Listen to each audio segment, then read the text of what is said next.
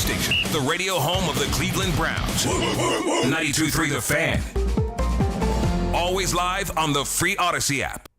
92.3 The Fan, 2020 Sports. Now, the Browns made it official on Thursday, announcing they signed safety Grant Delpit to that 3-year contract extension. Browns GM Andrew Berry getting deals done this week with both Delpit and cornerback Denzel Ward. Really excited. Those guys are they're core members of our team. Well, Denzel's 29 and Grant, he's 27, soon to turn 28, and they're the elder statesmen of the team. But really excited to have those guys. They're what we want in the organization. They embody being Cleveland Browns, and happy to have them for long. Reports say Delpit's extension worth $48 million, $35 million of that guaranteed. Now, the Browns continued training camp on Thursday. Shedeur Sanders got the reps with the first team offense. Sanders got the practice in front of his dad, Colorado head coach and Hall of Famer Deion Sanders. Head coach Todd Monken couldn't wait to meet Sanders, while Deion has said in the past the previous coaching staff never reached out last season in relation to the young quarterback. Andrew Berry optimistic the Browns can bring back defensive end Jadeveon Clowney. Spent 2 seasons with the Browns, but Clowney was suspended for the final game of the 2022 season after venting about the team catering to Myles Garrett. Last season for the Cowboys, Clowney a team-leading 8.5 sacks in Dallas. Guardians back to work time following Thursday's off day. Guardians back home. They started a 3-game series against the Arizona Diamondbacks. Guardians come off a series against the Reds where Cleveland took 2 of 3. Tanner Bybee gets the start tonight, 4-10, 3.89 ERA. The Guardians currently 2 games in back of the White Sox in the AL Central for first place. Chicago would beat the Yankees on Thursday in 11 innings, 2-1. Can I find 92.3 The Fan on YouTube? Subscribe to our YouTube channel. Get the best content from our shows each and every weekday. That's 92.3 The Fan on YouTube. Headline sports news every 20 minutes right here on 92.3 The Fan. From the University Hospital Sports Desk, I'm Jeff Thomas. Up next time, the Ken Carman Show with Anthony Lima here on 92.3 The Fan. The afternoon drive. I've never been criticized at the level Shedeur has. So I can't necessarily say that's good or bad.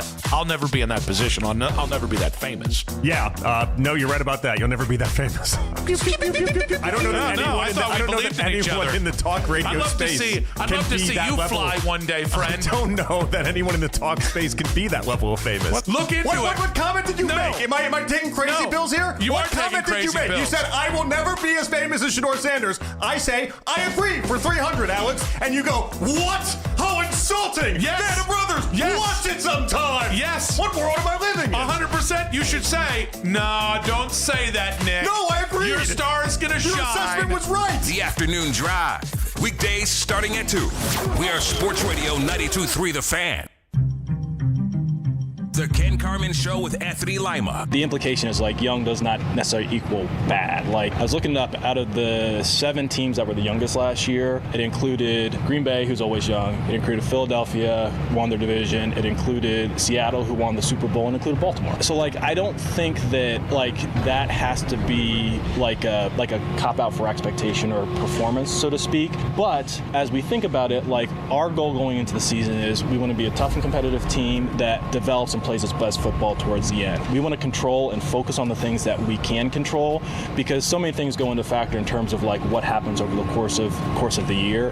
He gave me a little bit of insight, but we were up against it. Andrew Berry was next, so I had to give him up to Andrew. There was some back and forth as to being around Shedeur in terms of how he processes personality-wise, and I think competitive-wise. He got into it at the end, in terms of what makes him tick that he's been around, which was good. It was all good. But we've seen that. Most of what he said, we've been able to see. Now, we haven't gotten to games yet. That's a lot different animal. But at this point, what he talked about, I would have said that's how I've seen it. This is Cleveland Sports Radio 92.3 The Fan. Oh, it's a Friday. We've got 2 practices under our belt. Owen decided to play Monken talking about Shedeur. Will the Deshaun Watson part of things, will they take issue with that? That was not about Shedeur at all. That was about Deion. About Shedeur's personality?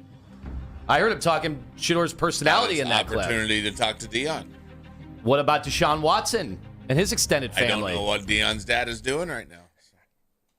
Coach Lance Reisland is in. What's going on? Good morning. Good morning. Great to have you. You've been there at camp both days, watching every single rep. You've been taking copious notes. Your voice has been heard on the warm-up show on the way in today. Jeff Thomas had some of that. It's always great this time around to have a legitimate football person to talk to. Since Ken is not here, his football legitimacy has been spent pouring over his installs with his youth football team.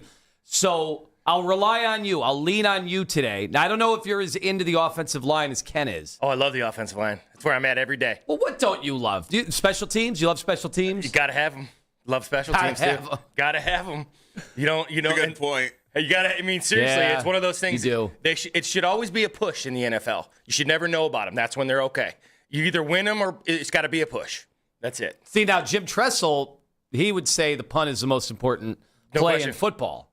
There's 2 plays you can lose a game on special teams: punt and kickoff return. So there's where I'm taking notes now. That's where you got to put your studs if you're struggling. Do you want to go full nitty gritty on that? I mean, we can. We have time. We got 4 hours today. Yeah, I'll go as nitty gritty as you want. Camp started. Life is good. Christmas morning came and gone. It's fun now. I mean, Munkin's spending time on special teams, right? Like you're seeing. It's more than I've seen in my time down there. It is more than Stefanski. A lot more than Stefanski. All right, forget. We've been doing this all wrong.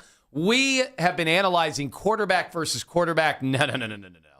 We've got to go training camp practice for Munkin versus training camp practice for Kevin Stefanski. Let our brethren know down in Atlanta. Of course. Shots have been fired from up north. On them all. On the shores of Lake Erie. Different, not better. Different so far. Different. Okay, tell us. Tell us what's different. This is great. The thing that the thing I like about special teams, there's pretty much over the course of the summer and the spring, now you're into kind of the rhythm of practice. It's very similar to Kevin's practice starts, right? You're an individual with your position coach. You go to group work, so quarterbacks work with the backs, and then they work with the tight ends, receivers. That's universal for all coaches. Then he gets into a lot of 11-on-11, a walkthrough. So they're either blowing the whistle quick or they're installing again against coaches. Very, very simple. Then they get into a highly competitive 11-on-11, and then they get into a special teams section. Now, what makes it different is it's not just a punt team. So early in practice, this is throughout practice. Sometimes they'll do an individual part of punt, where everybody's in an individual, the upbacks, the linemen, whatever. So they're breaking it down individually. Then they'll do stations later on in practice where they're doing keeping everything in front, fundamentals, right? Because for me, special teams are all about getting your know-what lined up and playing with your hair on fire. And that has to be done, making it important. And how do you make it important? You make it important by doing it all practice. Then they break it down, so they do it and then yesterday, like for example, they did everything extra point field goal. I think they're making it important. They're breaking it down, and they're stressing. You can't always win offense. You can't always win defense. You can always win special teams if you work at it.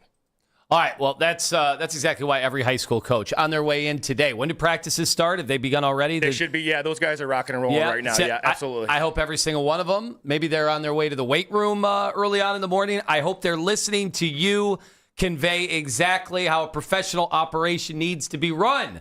Because that's the hope, right? I mean, look, Kevin was a professional operation, and it's why they got off to the rip-roaring start that they were able to get off to. There was some Coach of the Years behind that, a couple playoff berths, but in the end, like everything always comes to an end. So now you make the transition into a new head coach, and so far you're saying overall, I know you gave us a glimpse of special teams, but you're liking what you're seeing. Yeah, this is old school stuff. So you're not getting if you look at the last couple of years, which again, it's not wrong, it's different, and everybody does it their own way, but there's an old school vibe to how this goes. So, old school coaches kind of reminds me of my father out there.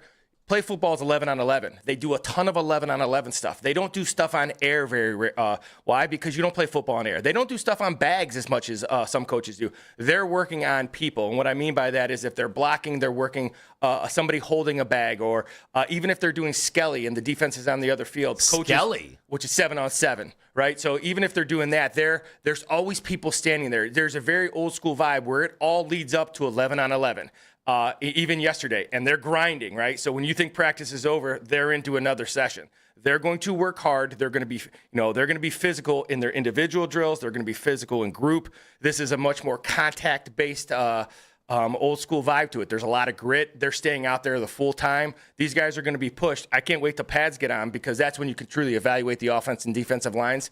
But this has been first couple of days have been very kind of rewarding if you're an old school guy. This is a team that should be ready. If you think about the slow starts the Browns have had games and seasons, This should eliminate. Doesn't mean they're going to win. It should help with the slow starts. Man. Ken's going to hear this. I wouldn't be surprised if Ken is driving 90 miles an hour to get to the studio right now to hug Coach Risley, because this is exactly the type of show Ken wants this to be, a hard-nosed, old-school show. He wants the team to be hard-nosed. He wants the city to be hard-nosed, old school. He always says no days off unless it's the week off that he took. But again, it's for football reasons. At least that's what we were told.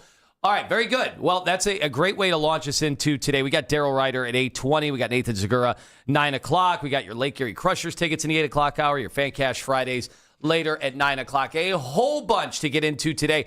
But the GM, Andrew Berry, got a chance to talk. You know, we were having a conversation yesterday. Padone was in, and we were like, how is the season going to go? When are we going to hear from Andrew Berry?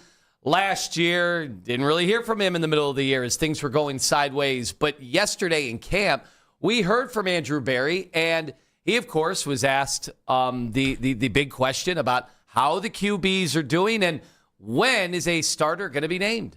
It's important to have the quarterback starter name for the joint practice. I think it's important to have the starting quarterback name before week 1. Okay, that's a good start. Now, I've heard some coaches say week 3, week 5, week 7. So week 1, Coach, you're on board with that? I am, and here's why. Because they are. It is a true competition. These guys have rotated. These guys, once again, the quarterback tracker and everybody asking me who won day 1, who won day 2. There's got to be context to it because I can. No. Who won? We'll talk about won. I'm asking who won. I'm not asking Taylor Green and Dylan Gabriel yesterday. Come on. See, this is. Well, I mean, you got to have the context, and then I will give you the. This is correct. what he's going to do. Taylor Green won day 1 and day 2. Dylan Gabriel and Taylor Green were outstanding, but once again, that's why context matters. You got to be able to talk about when they're doing things, who they're playing against, the installs that are in, passes that are being thrown, defense, etc. So. I think it's okay because these guys are competing. And yesterday was one of those days where learning, everybody hates it. But yesterday was a day for me. I loved it for the quarterbacks because Shedeur Sanders Casey Concepcion got to work against Denzel Ward and Tyson Campbell. And amazing opportunity. And so I think about one route in my head right now where Casey was covered, and he's never been covered on a comeback route in his whole life. And Shedeur has always been able to throw that. And then they learned, hey, that's a great teaching moment. It was an incompletion. But it's another level. Yeah. But for me, it's one of those things they learned. So that's an incompletion for people. That's that was a terrible throw. For me, that was, okay, if I'm going against a guy like Denzel Ward, my route better be good. I better be on time with the football. I think it was the correct read because Ward was soft. He's just really good and closes a lot of ground. So I think yesterday was a great learning experience. And for me, the true evaluation comes in Buffalo, when Buffalo gets up here for the joint practice and when they get to camp. And I think these guys are going to play in the preseason. And I think when pads go on, there's going to be some highly competitive 11-on-11s. You're going to get a feel. You're going to know somebody's going to separate themselves between these two. But all these guys are getting better, which is a credit to their coaches and to them. Like I said, there's no reason not to be optimistic right now. Really, there's not. They're working very hard, and they got some pieces on both sides of the ball. And was he taking shots at our show yesterday? Is that what that was? I think Coach is just analyzing what he's seeing and letting us know. But thank you, Owen. That's exactly where I'm headed. You caught what he said there, though. He said there's no reason not to be optimistic, and yesterday was considered a bit of a pessimistic day.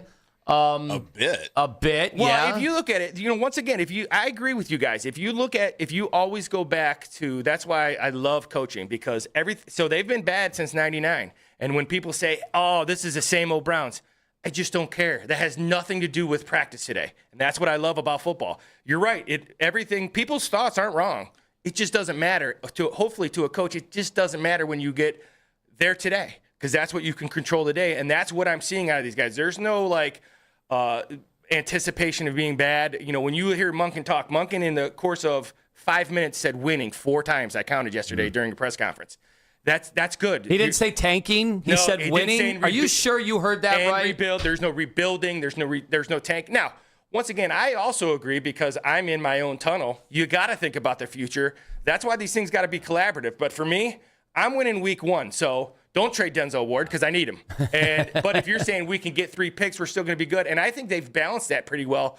Even though I didn't want to get rid of Miles, they're thinking about winning. And if you hear Monken talk, you can't tell me he doesn't think about winning. Those guys have said winning in all their press conferences. Well, I absolutely love what you said about, hey, the first time Casey Concepcion looks and says, oh boy, it's not just use my speed and athleticism.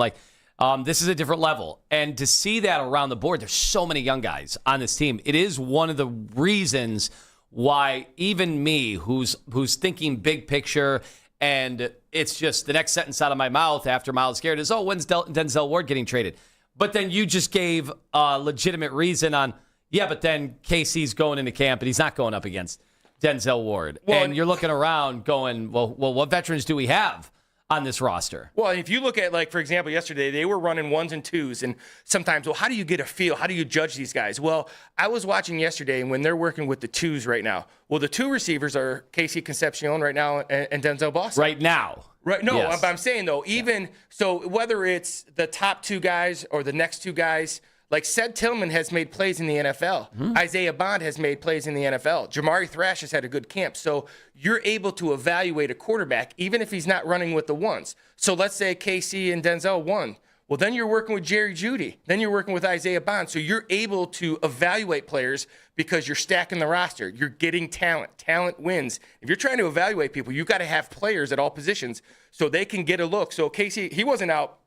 He didn't look outclassed. He didn't look like he couldn't compete. He just looked like, this is the NFL. Yeah. Now I gotta make sure my route is on point. I gotta quarterback Shedeur has to go. You know what? I gotta make sure I'm on time. Shedeur he threw the ball away 3 times yesterday.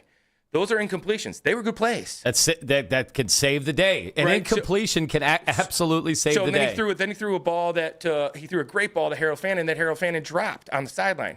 That's an incompletion. Well, again, now you say to Harold Fannin, got to make that catch what you will.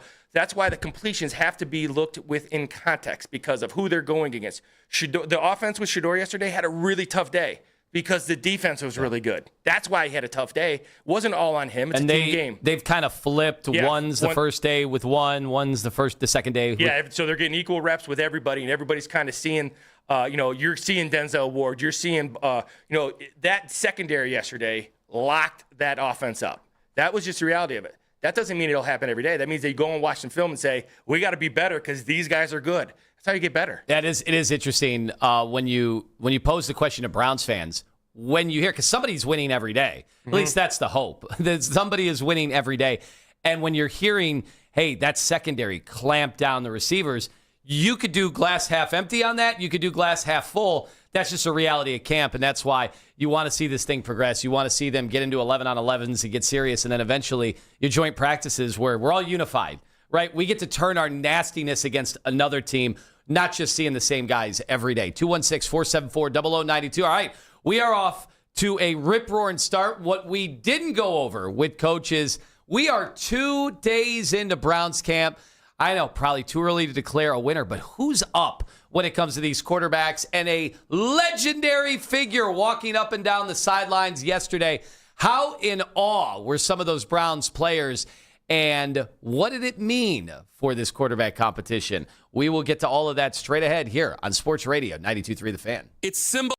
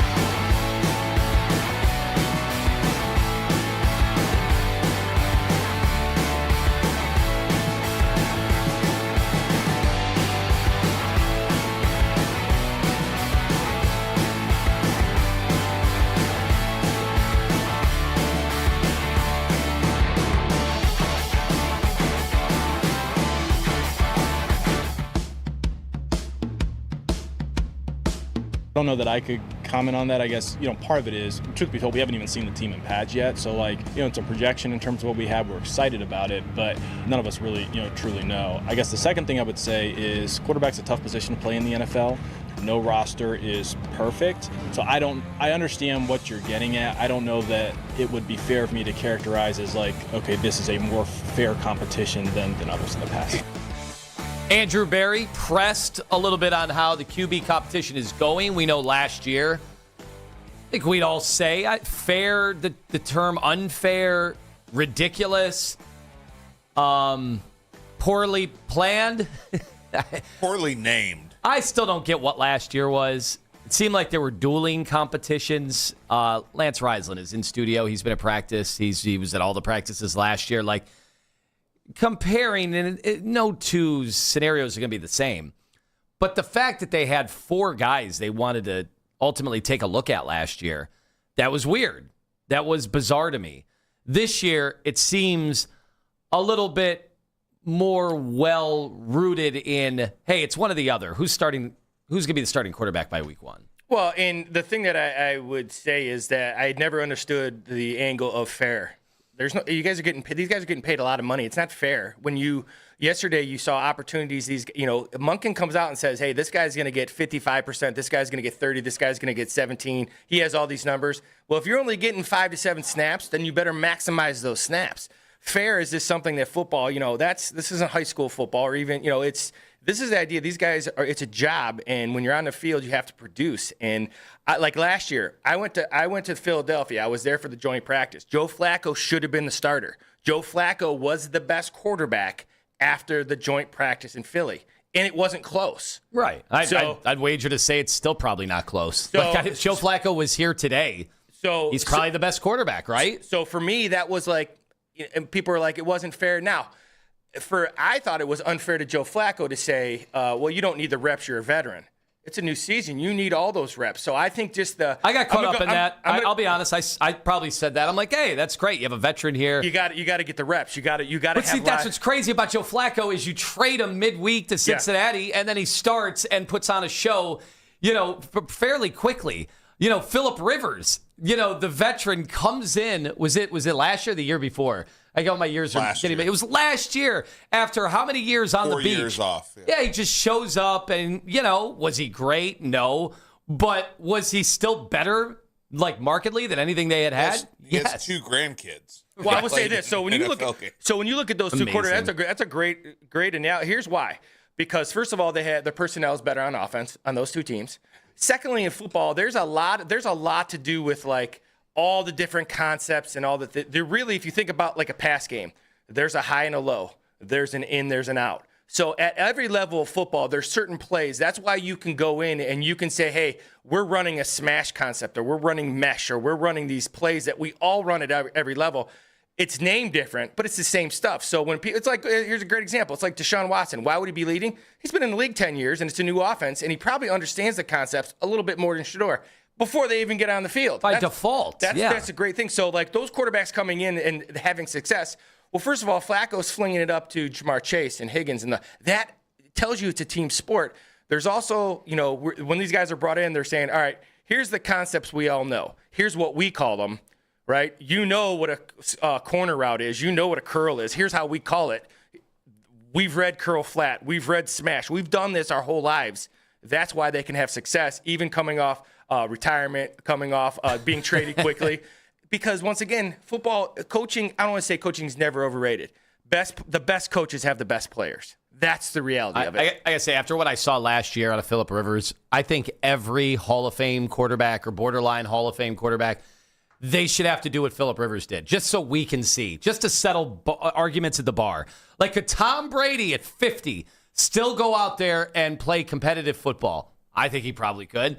I think they should all have to come. Ben Roethlisberger is the one I really want to see, because Big Ben was looking horrendous towards the end of his Pittsburgh Steelers.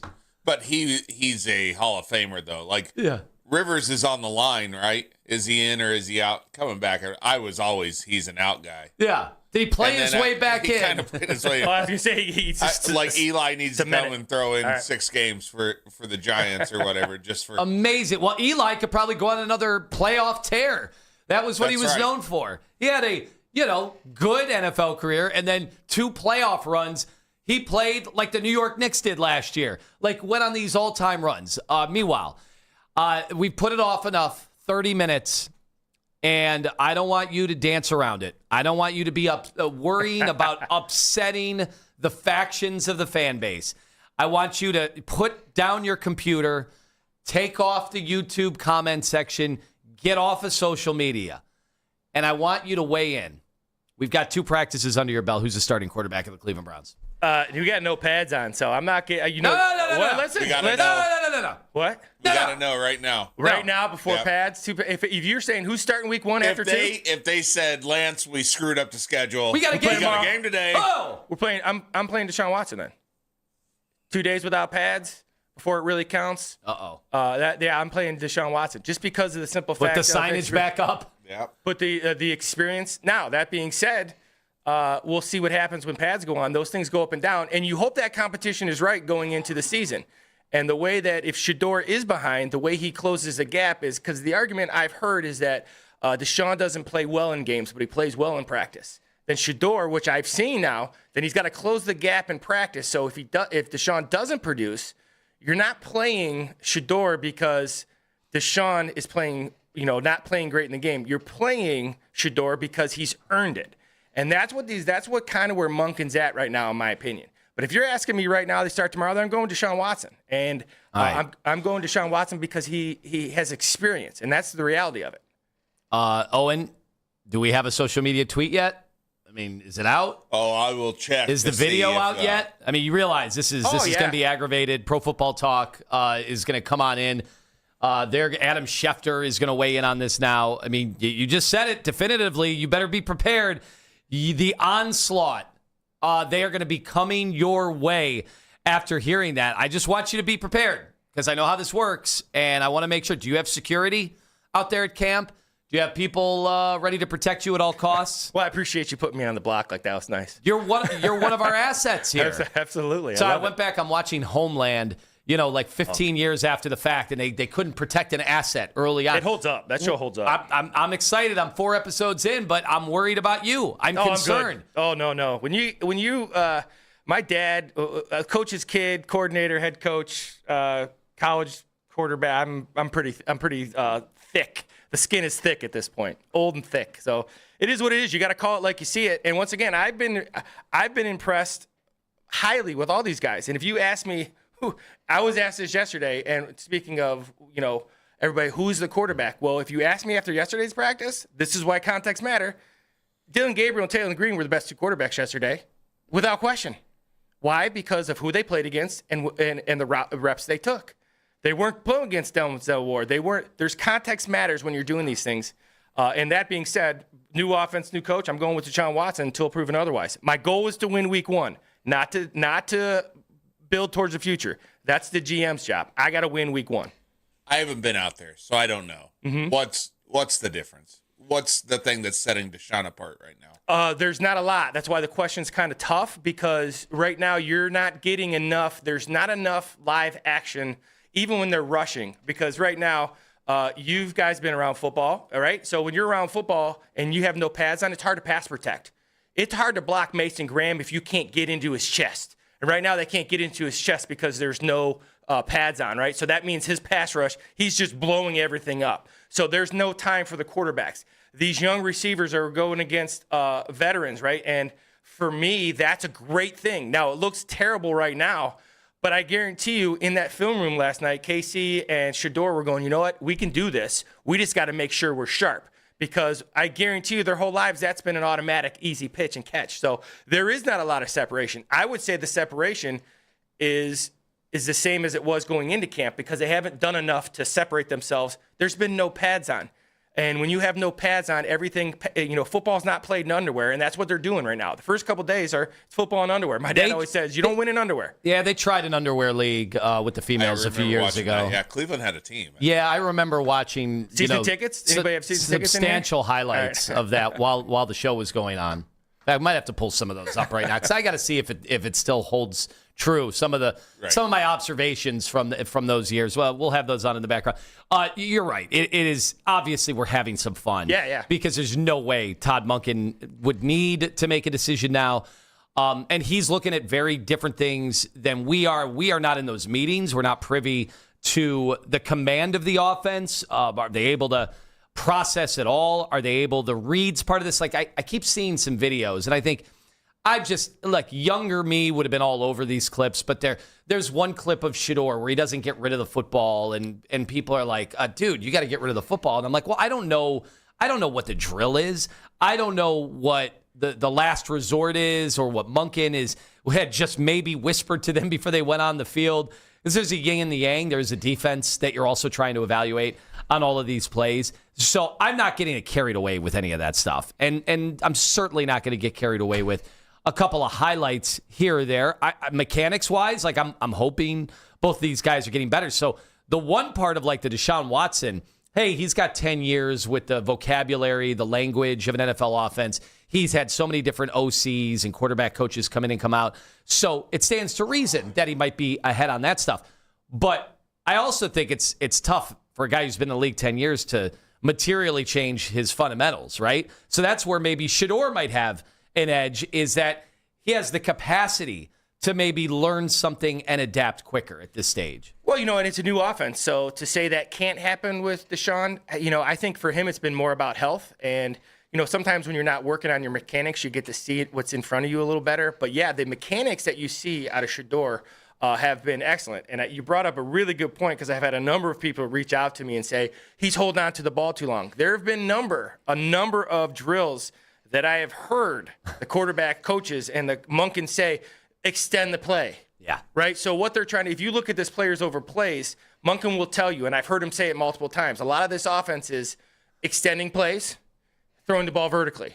And they have to do those things. So when you're seeing those things, now, it also is a situation. If it's first down and 10, throw the ball away.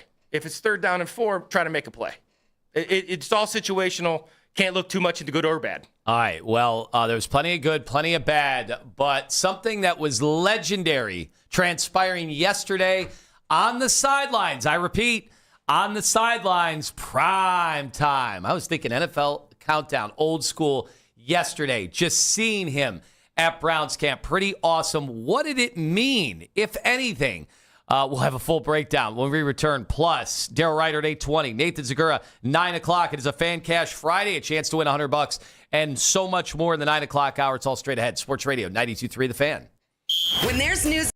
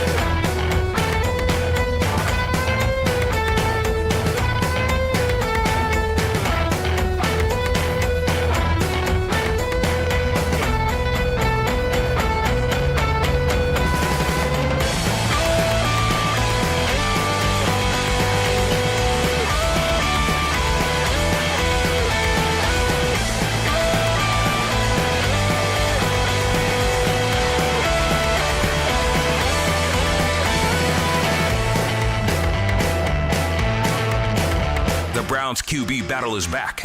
We're your home for training camp and preseason coverage. The radio home of the Cleveland Browns.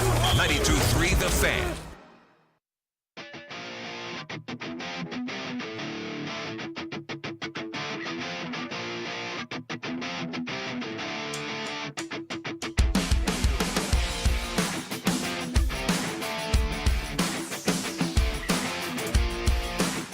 Welcome back. Sports Radio 92.3 The Fan. We've got Coach Lance Reisland in, who already apparently, unless I'm misquoting him, he called the quarterback competition. He says Shedeur lost it and that Sean Watson won it. Day 2, it's all over. Obviously, I'm being facetious. It is far too early to even begin. But he's on here, so I have to ask him. He wasn't on yesterday. He's on today. I had to ask him. Still a long way to go. But yesterday, you could almost say one of the highlights, especially, I know people will not believe this, but Ken and I, long fans of Deion Sanders. If you are my age, there's no way you didn't, in your youth, have a poster on your wall or sit there and chant with Chris Berman and Tom Jackson and the judge, Bill Pito.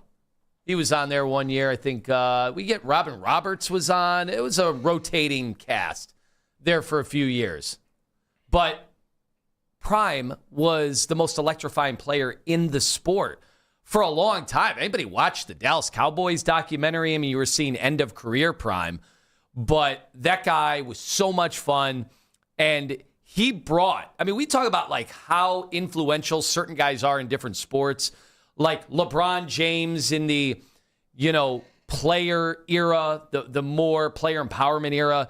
Steph Curry in the three-point shooting that we see filtered down, maybe, unfortunately, at the youth level. Well, in football, I mean, Deion Sanders was as influential as it gets. I mean, you had a guy that was doing all the stuff that at times I've talked about Shedeur doing. He was doing all that stuff 30 years ago behind the scenes. It also came with a lot of polarization. There were a lot of people that didn't like his way of doing things. A lot of old school guys didn't like this guy that was showboating. I mean, he would pick six you and then dance his way to the end zone. And as a kid, I absolutely loved it. There were some older people that did not like that stuff whatsoever. And now everybody does it. I mean, to some extent. It's just a whole different league now. And I think you could point to Deion Sanders for part of it. So yesterday, you saw Deion Sanders out there. Did it take you back? Oh, absolutely. And he's 58 years old, so he's just, 7-8 years older than I am. So I remember that and remember that kind of that culture swing of what he did and how he was very flamboyant, but he backed it up. It was so good. And then to be able to go, as you get older and you realize these athletes, how different athletes are. I had the opportunity to play with some guys at Kent that played in the NFL, and the difference between them and the rest of us is it's not even night and day. It's not a good comparison. And then be able to go play baseball. Like, what an incredible athlete. Insane. He was one of my favorites. He was for his play as well, because he kind of revolutionized bump press, right? So I'm getting nitty gritty with what I thought too. Uh-oh. We got music. Hold on, we got music for that. I can assure you. So you want to get nitty gritty? No music. All right. So for me, I remember he revolutionized man coverage and getting your hands on and bump press and then playing off, but playing in your back pocket. Like he was able to do things at that time that no one else could do because of his skill set and his speed too. So when you're watching him play, you're like, this guy's playing the position like it's played now 30 years ago, which is really cool. And quintessentially, he was shutting down half the field. That was not a term that people would bring up. But, people would look at his numbers and go, well, wait a second. And then you realize, they don't throw there. They quite literally don't throw the football there. That's what offensive coordinators are doing against him. And so, we've seen that at times with Denzel Ward. He's been one of the great lockdown guys in the sport. So I wonder what it was like for all of them yesterday as they are seeing Deion Sanders. Now, I know Jared Verse, did he weigh in on the greatness that was? Now, Verse is young. He couldn't possibly have, watched Deion Sanders. He wasn't alive, but still had nice things to say. They have a tie-in. Well, let's go. Obviously, he's one of the best to ever do it. As a Florida State guy, I've always watched him. I always idolized him, watching, going around the facility, you see his picture on every other wall. Like, it's crazy. But I'm just ready to, you know, talk to him, get to dissect his brain a little bit about the game. Obviously, we play different positions, but you can still take a lot away from him. Now, I knew he wasn't talking about UAlbany. It was not a tie-in. No, UAlbany. But Todd Monken certainly knows all there is to know about the career of Deion Sanders, and he was asked a question. Hey, you get any advice? There was some back and forth as to being around Shedeur in terms of how he processes personality-wise, and I think competitive-wise. He got into it at the end, you know, in terms of what makes him tick that he's been around, which was good. It was all good. But we've seen that. Most of what he said, we've been able to see. Now, we haven't gotten to games yet. That's a lot different animal, but at this point, what he talked about, I would have said that's how I've seen it. The guy played baseball at a high level. Forget being an elite corner. I mean, forget that. I mean, it's hard to be elite at one thing, right? I mean, wow. I mean, and then to be elite at multiple things. You're hopeful that you can be elite at one thing and then be elite in your personal life, right? And the things that matter. Being a great father, husband, religiously, and what you believe in, that you hope you can be elite at. But to be all that is impressive. All right, so obviously, the internet got going because there is a faction of individuals that are going to criticize anything for, especially Shedeur. Shedeur is a polarizing figure. We've heard what Mark Schlereth has said about him. We've had Baldy, who's going to be at camp next week. We're going to get a chance to talk to him. Excited about that, I think, on Tuesday. But Brian Baldinger says, you know, these coaches want 24/7 football. They don't want these guys to have another life. And so that's when it comes to Shedeur. But his dad being there somehow created a controversy with some of the fans, which I think is kind of laughable. Was he there meddling? Was he there trying to take away some of the limelight from the practice, Coach Rislett? Is that what you saw? No, I'll tell you what. I have been down there 4 or 5 years now, and I have sent out many tweets about practice. I have never gotten the response I have because I posted out a picture of Deion watching his kid, and pretty cool. 2 things I will tell you. One is it's a different situation than ever. So if people who were against it, right, they were saying, well, no other dad gets to be there, and I agree, you're a dad first, but it's Deion Sanders. There's a little bit different, and what I have seen at practice is I have seen celebrities, I've seen college coaches, and I've seen retired NFL coaches, a whole bunch of them who are all on the field entertaining everybody. Now, I will tell you this, as Todd Monken being old like me, he does not care that Deion's there. That does not influence him whatsoever. That I know for sure. Now, it's nice because I thought Monken had a human element to it because he's like us. He's like, oh, this is Deion Sanders. This is cool. Doesn't affect how he's coaching. Now, I will say this at practice. I was so impressed with Deion and how he handled himself. So the picture I sent out, people said, well, he's standing on the sidelines. The entire practice, Deion sat in the stands, did not talk to him. He was not rude. Everybody wanted to meet him. He shook everybody's hand. He was just a dad watching his kid practice. Now, the other college coaches, it was a weird thing because first of all, he's Deion Sanders. He's a college coach. He's the quarterback's dad, all this kind of stuff. He's famous, all these things. So it's a unique situation. He stood in the stands and just watched his kid. Did not say a word, did not coach, did not meddle. I will say this, for a guy who is always made about him, wasn't about him yesterday. He was just there watching his kid, and I thought he did a good job of making sure everybody knew he was just there watching his kid. And however you think about things, that's how I thought about it yesterday. And then when practice end, right, they always stay after. Coaches go in. That's when Deion went down to see his kid. Shedeur and Wallace were throwing some routes, getting some work in. Like every other camp I've been to, everybody after practice, quarterback stays with the receiver or running back, whatever it is, and they get a little bit of work in for 10, 15 minutes. Then they leave the field. The same thing that happened yesterday. That's when he came down to see his kid. Besides that, he didn't meddle. He didn't talk to anybody. He was there watching his kid. That was it. Yeah, I don't know how anybody could have a problem with that. I think, when the thought of, hey, having, the cameras around, which we already know both these quarterbacks have the film crews, and we've kind of had fun, made light of that. But, then it's like, all right, are they going to be doing the reality show, their show that got picked up? Or is that going to be a big part? That wasn't the case at all. It was just, there he is watching his kid and then talking football, which you don't think Deion Sanders has some wisdom to impart?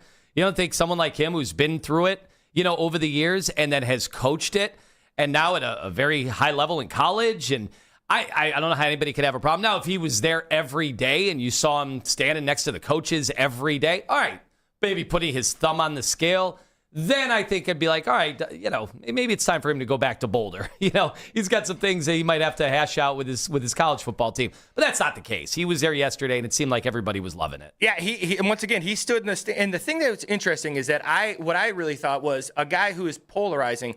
There's no question he could have made himself, he could have walked right down to that media tent and he would have got interviewed. That's a great point. And no one would have interviewed a player or talked to anybody else. They would have talked.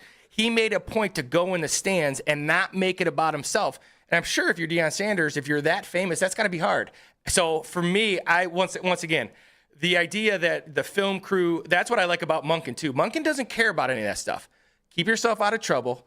When we hit the field or when we're in the meeting room or when we're in the weight room, it's time to go to work. Besides that, you have to do you and you have to be yourself. And that's what a player's coach is. Monken's saying, you can be you. I'm 60, you're 20. Go be 20. If you're mad because he's on social media, that's what kids do. That's what kids do. So that's not something to be mad about. That's what you have to do as a coach. You got to meet them where they're at. That's what I think Monken's off to a good start doing. All right. Love to hear it. 216-474-0092. When we come back, the GM spoke, and I think a faction of the fan base might have been a little disappointed with what he had to say about the quarterback situation going forward. That and what is Baker Mayfield doing down in Tampa Bay? I think it could be a disastrous situation with the Buccaneers as Baker is back to his old tricks. That's all coming up in the 7 o'clock hour, plus a college coach that coaches a rival of Ohio State that I am absolutely in love with. Might even have to invite him to the feast coming up in a few weeks. It's the 7 o'clock hour is next here on Sports Radio 92.3 The Fan. This is an Odyssey Sports Minute. Deebo Samuel is making a homecoming with the San Francisco 49ers. He signed a one-year deal to return to the Bay. This is a good move for the 49ers. They have injury issues.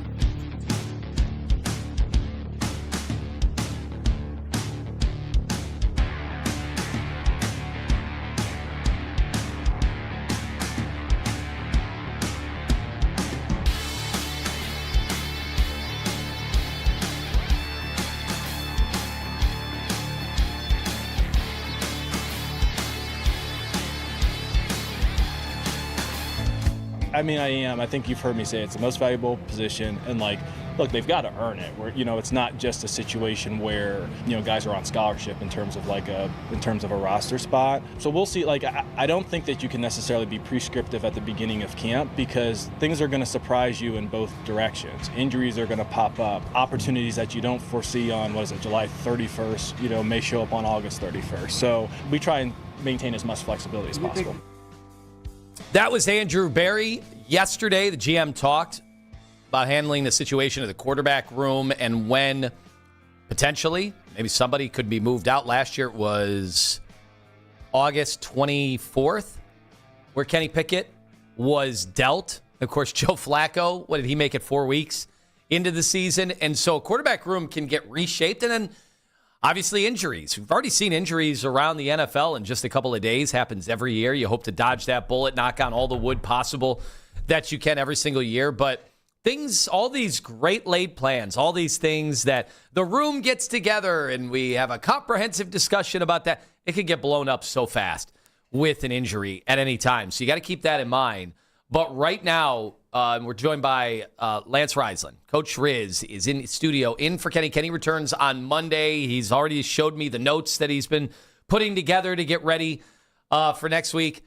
But as you look at this room right now, I mean, you said yesterday Dylan Gabriel and Taylor Green had good days. Well, I think what it tells you is that these guys are all improving. And that, again, at this point in camp for me, I'm not looking for the starter. I'm looking for the guy who is improving. I'm looking for when you watch Coach Monken and his staff, they're very detailed in what they do. They're very conscientious in every drill. They're very particular, attention to detail, all those kind of things. So the quarterback room, again, you're going to play lots of guys. That's how the NFL is now. But I will say this in terms of injuries. I believe the Browns are going to have the least amount of injuries they've had in a number of years because they're acclimating. They're going at 100 miles per hour. And when you go at 100 miles per hour, I think they might have some bumps and bruises during camp, but I think that's going to help them during the season, including the quarterbacks, because they're playing fast right now. And these big kids running around, they got to play fast to prevent those injuries. But the quarterback position is in flux, but I think they're building depth, and I think they're building confidence. And you do that by having depth in your roster, and they have a little bit of depth. So when your second, third team's going in, they're not terrible. Right, they're guys who can compete, and ones are going against twos, and twos are going against ones. And Taylor Green made some good throws against the one defense yesterday. Doesn't mean he's going to be the starter. It just means they're all improving. It means that they're all getting better. It means they're all understanding the offense. That's what I see. And if you want to tell me what I've seen most in Shedeur, his eyes are matching his feet. That tells me he knows where he's going with football. That is so important. That is so vital because, I didn't. Let's just say this, last year, he gets thrown into the situation. I didn't even count the Baltimore game as a reason to evaluate because they just basically threw him in there, and it was absurd. He wasn't ready. And then 7 games under those circumstances, I was not going to doom his career. Just it was going to be tough. It was going to be an uphill battle, especially considering, didn't know if Andrew Berry was going to be back. Well, he's back. Okay, that could be good news for Shedeur. And I'll have some audio from Andrew Berry about maybe the future of the quarterback position here in a little bit. But it was going to be a tough uphill battle for a 5th rounder. With that said, hey, he has a chance here to win a job. And if he's showing the gains that you are seeing, and he can demonstrate that when they put the pads on, and then when they take on Buffalo, and then we get into preseason games, all right, now we're cooking with gas. We might have a shot here. Well, and if you look at some of the narratives that I hear, and I do my best to watch every single throw. I know that sounds kind of neurotic, but I watch every single throw every single day. The kid works real hard. Everybody said this idea that he's famous, this idea that he gets preferential treatment. None of that's true. When I'm watching practice, none of that's true. He works like everybody else. He works with Watson. There's none of that. So he's earning everything he's getting. And when I look at the 7 games, I thought he had pretty good impact. People were talking about how poor the numbers were. They were. But he had impact. So he's got to improve the numbers and continue to have that impact. Because as a Dylan Gabriel fan, I didn't think Dylan had impact. And I didn't either. That's part of the deal, right? And that's okay to admit, but that's not the confirmation bias. I'm not going in saying he's doing this like I thought yesterday. The numbers didn't show a great day. what it showed was the defense kicked their you-know-what, and he had to make sure, him and Watson, the rest of the guys, had to make sure they didn't compound the errors. And you said something that I circled. I wrote it down immediately. He threw the ball away 3 times. Now, that's something like if fans would have been at camp, and we welcome fans are making their way to camp today, this afternoon. It's going to be their first chance, and that's going to light seating. A fire. Oh, you should see the new bleachers. They're awesome. The new seating is permanent seating. It looks really good, really cool down there. They're transforming that space, and it's going to be a lot more, let's say, fan-friendly, because there have been many years there where I'm baking in the sun. Yeah. And I was like, oh, boy. Oh, no. Might be time to get out of here. Oh, it does get when you're down there. It does get hot down on that field for sure. There's no breaks anywhere. Yeah. So reason I wrote that down about the throwaways is that to me is showing maturation. Now there will be drills where, a player, a quarterback, and you see this across the landscape of football, like will throw an interception, and what you don't know is they said, hey, we need live balls. We need the ball to be thrown no matter what. Context, you got it. And so, but the coach doesn't announce that to the fans before every throw. It's not on the bullhorn going, hey, disregard what happened once the ball was in the air. Like, you're evaluating different things. But to see him just throw the ball away, think of how many times last year that, all right, nice play. All right, kept this one alive. Nice play. All right, you know what? Probably needed to throw the ball away as opposed to take the 15-yard sack that just devastated the drive. Drive's over. That's it. We're punting now. We're putting our defense in a bad spot. Like, that's just stuff that rookie quarterbacks make those mistakes. Unfortunately, Deshaun Watson was a veteran quarterback making those mistakes the last time I saw him. Well, and if you look at, when I look at yesterday, Daryl and I were talking at the post-practice in our little meeting, and the thing that he was doing that I thought was very impressive, he's stepping up in the pocket. Now, I still think there's times he holds on to it. I still think there's times where his footwork gets a little erratic. But, for me, even his scrambles, they were up into the pocket. Well, that's growth, right? He's a young kid. He's getting better. Now, it doesn't mean he's going to be successful, but if you're a football coach, you're saying, all right, one of the things he struggled with was always getting out. Well, now he's stepping up and then getting out. That's really good. That's a big difference. That's extending plays. That's where big plays happen. That's what Monk and Wunk. So there's growth. Doesn't mean he's an all-pro. It also doesn't mean he stinks. He is making progression, same progression I think Watson can make. We're going to see moving forward here who's going to win. This is good. One's going to show. There's no question about it. Well, and obviously you're talking about the minute by minute, the throw by throw. And then someone like me comes in and says, yeah, but what are the odds either of these guys are on the roster next year? Or, yeah, what are the odds that Shedeur prevents them from actually drafting a quarterback in this vaunted draft? Andrew Berry, the GM, was asked yesterday if the quarterbacks are close in this situation, why not go with the younger guy? I wouldn't rule anything out in terms of the whole quarterback of the future discussion. Like, ultimately, we're going to play the player who is the most productive, on the field. Deshaun's only 30, so there's no need to make any decisions about the future right now, and we'll let it play out and figure it out as we go. Yeah, that's where I think a GM would be at this stage. Like, as much as I'll come on here and talk about the future, and especially if they get off to a slow start, which is tough, which is not the spot anyone wants to think of today. You got 32 NFL teams that are going to camp today, and they are thinking positively about this year. Even, I would say, wager to say, even in Miami, right? Like, I don't know, their new quarterback is not thinking about who they're going to take in the draft the following year. So 32 teams are thinking optimistically about the strides they can make.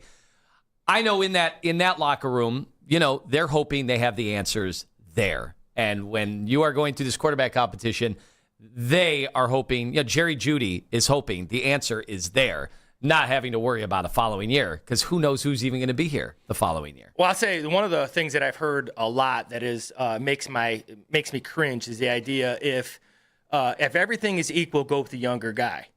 That's so cringeworthy. Which I've said. Which I have absolutely said. And I hear all the time, it's so cringeworthy. I want the guy to play who's earned it.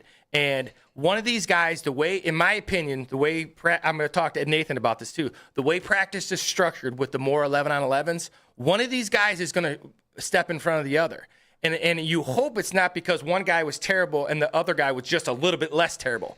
I want them both to play at a high level. They understand the offense. They're on time with stuff. They're doing the things right. Like some of the best plays yesterday weren't bombs down the field. They were short hitches and digs and curls because they were on time. Footwork was good. Pass protection was good. All 11 guys did it right. They didn't jump off sides. That's how you build towards this. Again, I'm not looking towards the future.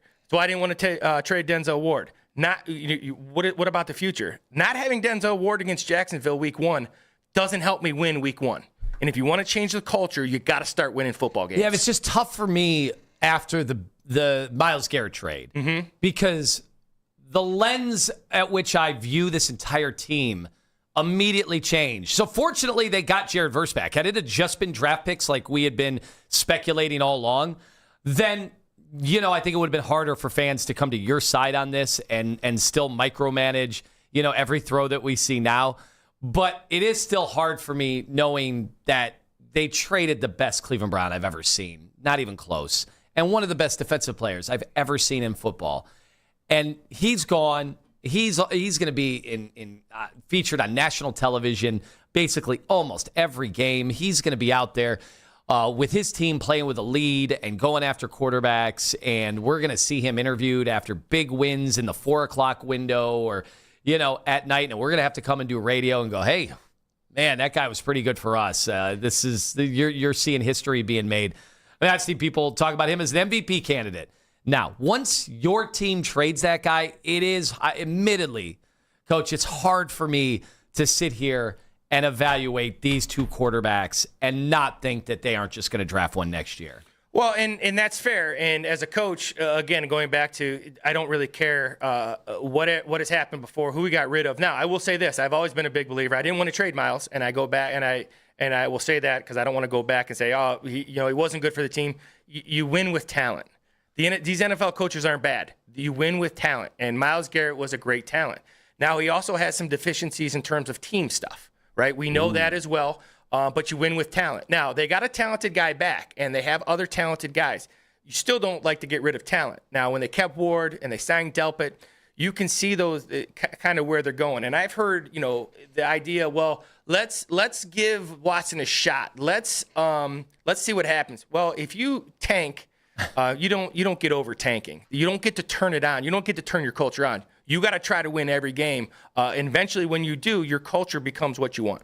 All right. When we come back, somebody who was embedded in the Browns culture in the past, and then things kind of got away from him. He is going through a lot of the similar stages that we have seen before. What is going on with Baker Mayfield down there in Tampa? And a last dance for LeBron James. Would you be interested now that it looks like it's going to finish in another city? That's straight ahead here on Sports Radio 92.3. The Fan. Real estate market is oh so volatile, but as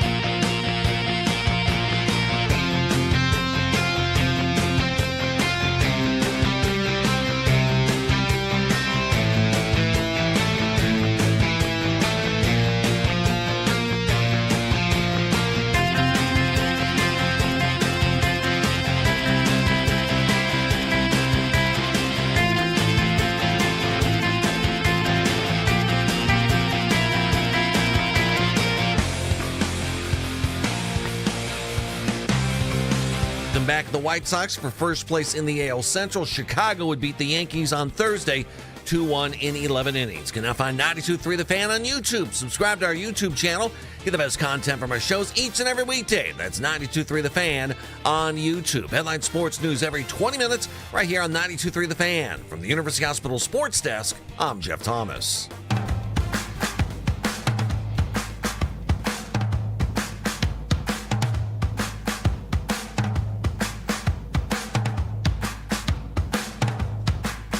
All right, coming up this segment, looks like we may be officially getting the Last Dance version of LeBron James, or are we?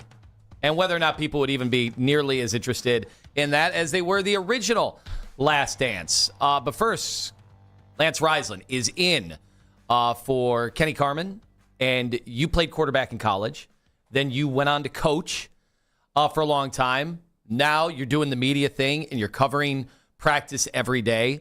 When I throw out the name Baker Mayfield, just give me your thought bubbles. What starts to percolate up there? Competitor, edgy.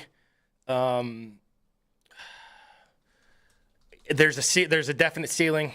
Can be mouthy at times. At times. Yeah, he can be, and what can happen is that there's that line, right? We always talk about as a coach. Some of those things are awesome. When you're winning, when you're playing super well, everybody's bought in, everybody listens to you. All of a sudden you don't play well, your team is losing, now you become a you-know-what. And that's a tough line. Now he stays true to who he is, but that mouth and his ability to kind of say what's on his mind, that's awesome, and I appreciate the fact that he is who he is, but it wears on people. And when things aren't going right or you're having contract, that can be troublesome for your team. It could be troublesome for your organization at any level of football. Well, Baker going into the final year of his deal, and typically good quarterbacks, and we all agree he's a good quarterback, they never get to the final year of their deal. It just rarely happens in this league. There's just so much that can go wrong for both sides. He's going to collect $28 million in the final year of his 3-year deal that averaged $33 per season. $28 million for Baker Mayfield. And this is coming from me, one of the, quote, Baker Mayfield haters. That is cheap. That is somebody who, man, $28 million. I mean, you would take that tomorrow the way that he's... get 2 Baker Mayfields for that price. Heck yeah. Honestly. So clearly he is underpaid. Now, part of that is the adventure that's been Baker Mayfield, the roller coaster. I've said that the great thing about Baker for what we do is that everybody's had a chance to be right and wrong about Baker Mayfield, because the highs, this is the yodeler come to life, right? This is top 10 quarterback with the Browns when they go to the playoffs. And then, the next year, like when he's injured, he's one of the worst quarterbacks in the league. And then he goes to Carolina. He's one of the worst quarterbacks in the league. And then he bounces around. Then, did he get saved with McVay? Then goes to Tampa. Holy cow, we're right back to top 12, right, maybe in that range. And last year played banged up and finished the season horrifically. And so it's tough. What do you pay a guy like that? So you understand his sentiment. Nobody's really been able to commit to him long term. And here we are. He's on the other side of 30. The way that he played, he does play reckless, but at the same time, he's courageous. You could see guys rally around him. And then at the other same token, you could see how he kind of annoys people. We saw all of that in Cleveland with coaches and players and teammates. There were factions in that room. When Ken and I have gone over this time and time again, we remind people like he was very divisive. And sometimes it depended on the week. Ran kind of hot and cold. So listen to Baker yesterday when it came to his contract situation. I know he did the one-on-one. Yeah, this is Jeremy Fowler. We're going to do the Jeremy Fowler one. There was 2 different instances, and neither one of them were great. Jeremy Fowler had the one-on-one with him. It was contentious. I wish we could show you the faces that he made during the whole thing. But Jeremy Fowler asked him a series of questions. I thought the spot where it really business started to pick up, Jeremy Fowler asked him, where is the dividing line right now between Baker Mayfield and the Tampa Bay Buccaneers? years, average, and guarantees. Probably the most disappointing is years. Didn't get offered anything over 2. And so when you're told you're a franchise quarterback and they handle it otherwise, that's disappointing. Felt like I earned that. It's not a poor me pity party over here. It is what it is. And so that's why I said the deadline was training camp. Focused on the team, focused on getting better and trying to give this team a better chance to win a Super Bowl. I told them, I said it publicly, I was never trying to reset the market. I know where I fit in on that. I'm not over realistic on that, but it's also, I know just to be compensated, put in that category, and salary cap keeps going up. The guys that are going to re-sign next year, it's going to look a lot different. So at the end of the day, it'd probably be still right about top 15 next year this time, and it's unfortunate they failed to recognize that. How far away were they from that range? Pretty far. Man, it's crazy. Audio courtesy of ESPN. It is crazy to hear a quarterback go in depth and be that specific on contract details. It just never happens. It's normally, hey, I'm going to let my agent handle it. And then we move on. And then you can tell they're annoyed. Like, they're allowed to be annoyed. Baker's allowed to be frustrated. He's allowed to feel disrespected. Honestly, if I were in his situation, I'd probably feel disrespected, right? So I totally get that aspect. I just think this is the most horrific route. I think this is going to seal the deal on a disastrous year for him and Tampa Bay. And look, I'll be watching. Like, he's got me as part of like a captivated audience. Like, I am all in on watching Tampa Bay this year. I am so interested in this storyline. I want to see whether he shuts people like me up or whether he proves people like me wrong. I absolutely love that. Or if he is going to go down flailing and then find it hard to be in a good spot to even have a guaranteed starting job next year. I think it's all in play. But I'm so wondering what his teammates think of this.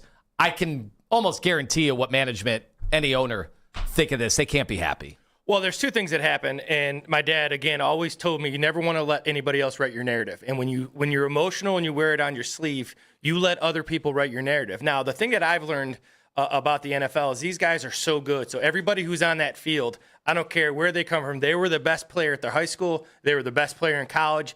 They've always been the best player. So when they're emotional, it's okay because they're the best player, always. Then they get to the NFL, there's going to be highs and lows. And when you're emotional as a quarterback, the highs and lows, and when you're vocal as a quarterback and you're outspoken, you're going to have some lows too. And when you let somebody else write your narrative, that's where it comes in. So now when he plays poorly, which all quarterbacks do, not just him, they're going to have some down moments. This is what people look to.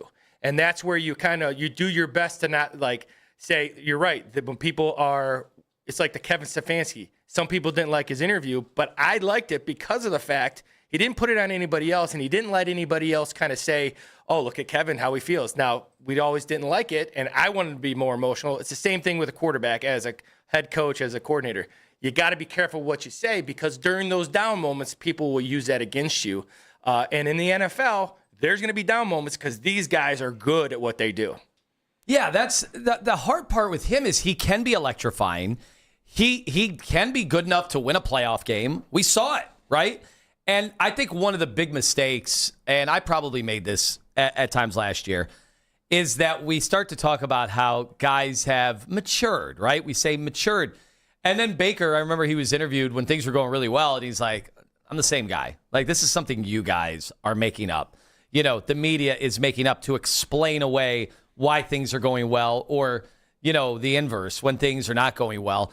I kind of think it's pretty clear Baker is the same dude he was the day he walked into the league. And that doesn't mean he hasn't improved. I'm just saying his mentality, how he approaches business and football every day in the league. I think he's the exact same guy that he was.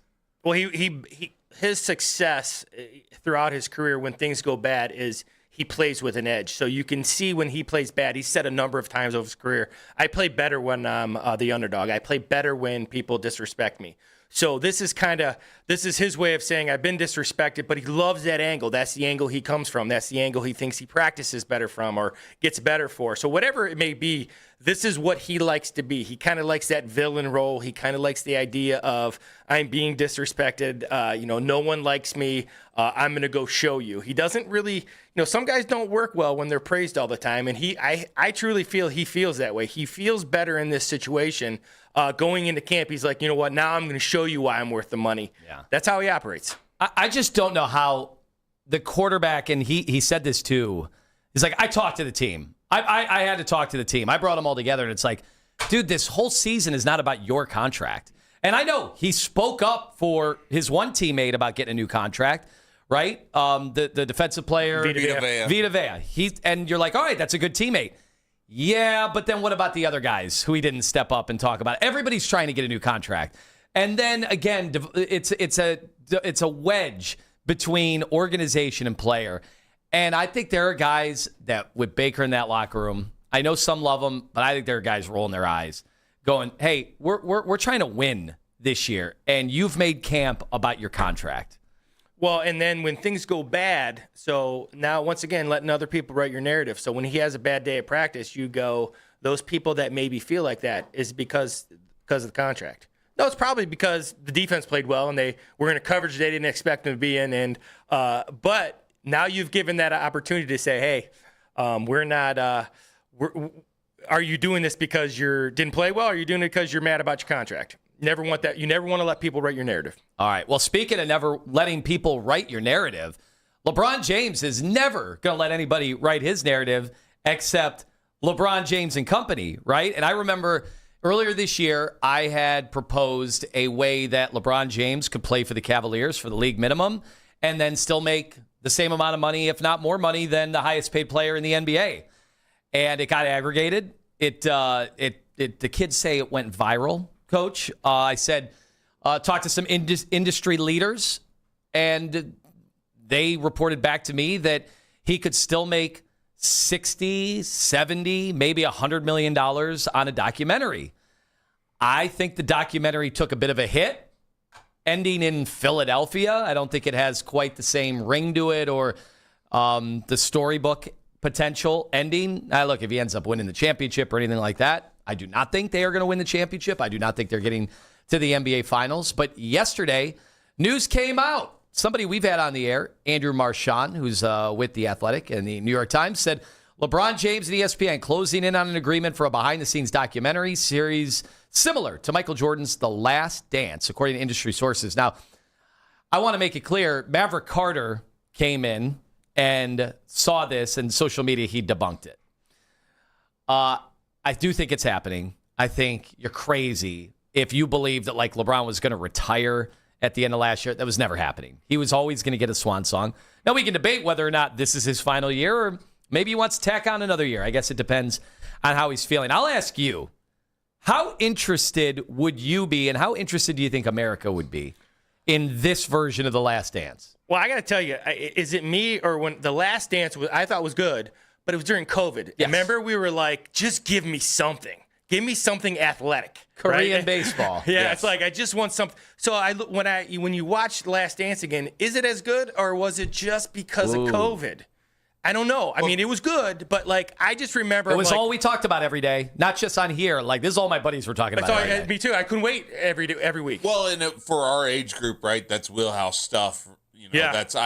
That first finals run was like the first year that I was really in on basketball. I remember that very vividly when they played the Lakers. Yep. So all of that part of it, of Michael Jordan's career, you're like, hell yeah. Like I remember these things, didn't know the little specific details that you got. But at the same time, like, have you went back to it since then? It's been out 6 years now. No. Wow, that's crazy. You're right. 6 years. No, and I'll never watch it again. Never. I won't. But I'm wondering if you watch it again, you're like, I just think we were starved. People like us, we love sport. We were just starved. I don't know. So I mean, I would watch LeBron. Once again, I was all in on LeBron. My investment has gone down year to year and year about what he does. That's all. Especially in LA when it was in LA. Now back in Philly, it's gonna be shoved in your face because you're gonna be going up against them. We at least think on paper we could be competing with them, hopefully. But also perfect storm, right? COVID. How many years elapsed? You know, this was 20. You know, how many years? And From also 98 to 2020. And also, you know, you feel like there was not Michael Jordan fatigue. LeBron fatigue, and I would have said this too if LeBron would have come to Cleveland. There's been fatigue because he's just played too long. He's now played so long, and I don't feel like there's a bunch of stones to be turned here. I feel like there's been 100 LeBron books. But Jason Lloyd's written 10 of them. Like, I don't think I need... And are there more morsels out there that we don't know maybe not about? For you. I think for my kids, I think they absolutely would be in on the way that we were in on The Last Dance, mainly because they didn't watch him play at St. V's. They don't remember those games at the Wolstein or the Convocation Center or whatever it was at the time, right? Like, none of that stuff happened in their life. So this is a glimpse at maybe that and who became the guy that they all say is their GOAT because they didn't have Jordan, right? They only have Jordan in highlight reels. And from that documentary, I do think that generation is going to absolutely eat something up like that. But there does need to be some time and space in between. You can't retire and then 6 months later. I totally agree. This can't come out immediately. You have to let some time elapse. And, MJ played 15 seasons, and The Last Dance basically focused on 13 of those seasons, then really the last Dance. Those last two. The last three, the championships. I mean, this is going to be a 9-year longer career. Think about that.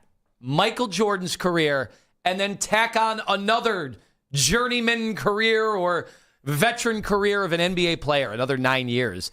Like, there's almost too much. Almost too much. He needs a Philly championship for it to actually be worth something. Or a deep run. Because, even then, Jordan had the supporting cast of those Bulls. There was some character. I mean, Rodman's the ultimate character in NBA history, probably, as far as, like, dealing with the antics off the court. Like, what did LeBron have? J.R. Smith. And then Kyrie. But in L.A., what did he have? In L.A., he had the bubble title, which people really invested into the bubble title? Like, I'd say that's the one title in sports that most fans are like, I guess. I mean, the ratings were horrific. Yeah. As desperate as people were to watch, they didn't watch that year. All right, when we come back, we have another world-class tease written by John Colavita, who assembled this. So, coming up at About Last Night, does the SEC really mean more? Kirk Cignetti sure doesn't think so. And what famous broadcaster pulled a George Costanza? We'll tell you coming up in 5 minutes on The Fan. XTENDAV.com, Extend Technologies, where if you have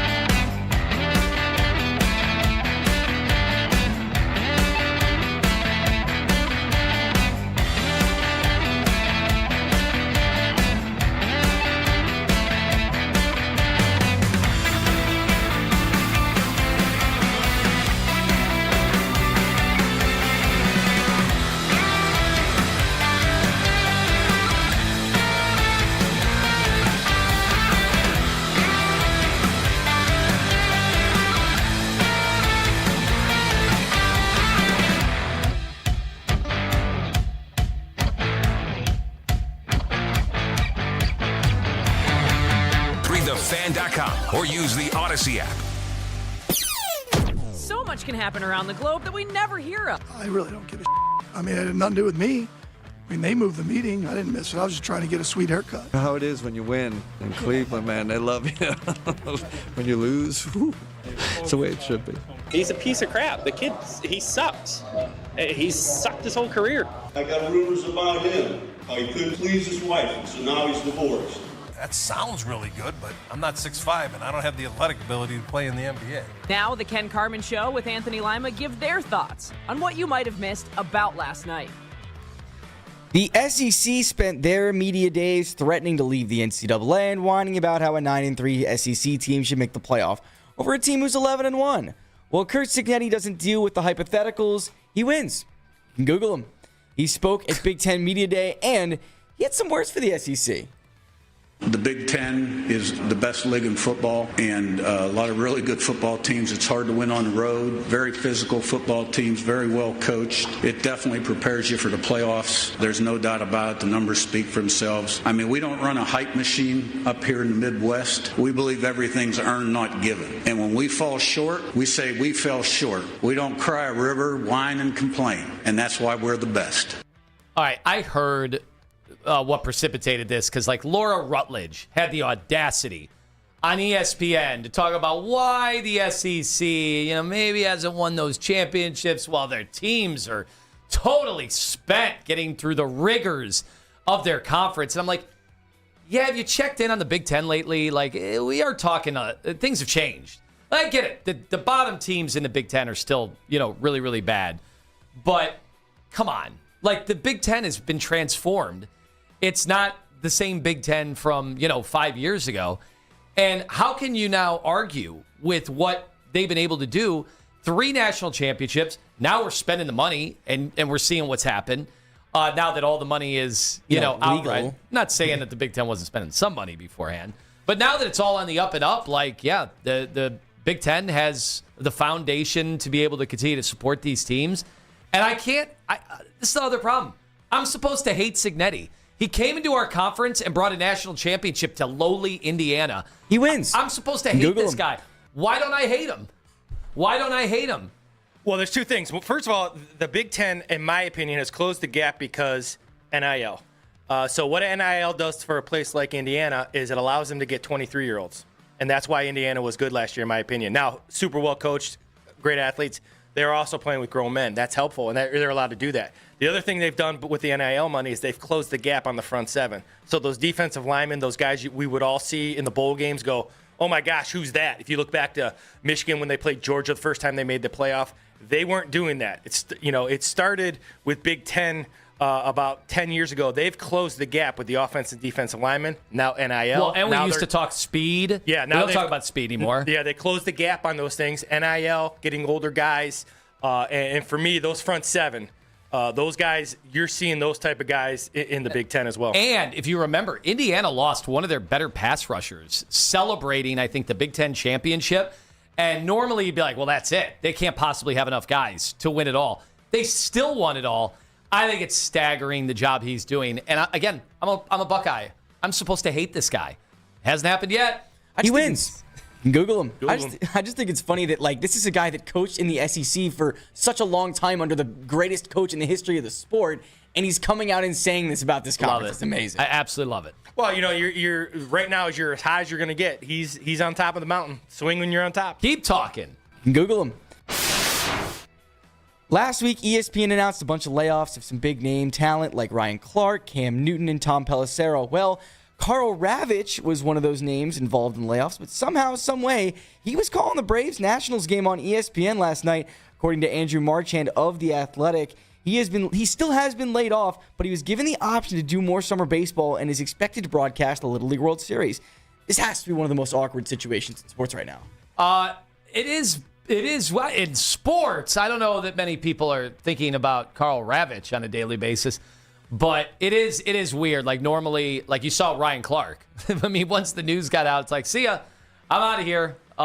You guys aren't paying me. Karl Ravech is like a pro who I could see Karl Ravech still wanting to do this for another 10 years after this, who wants to show his next potential employer, Like, it is weird, but I could totally see Carl Ravitch doing this. It's also kind of weird the fact that his son like egoless. his son is still broadcasting for ESPN.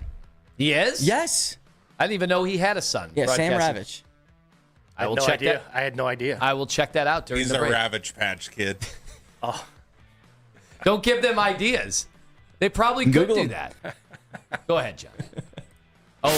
Owen's giggling like a schoolgirl right now. It's Giants outfielder Harrison Bader was in a scooter accident earlier this week, and his team still has not provided any additional details. This is really weird.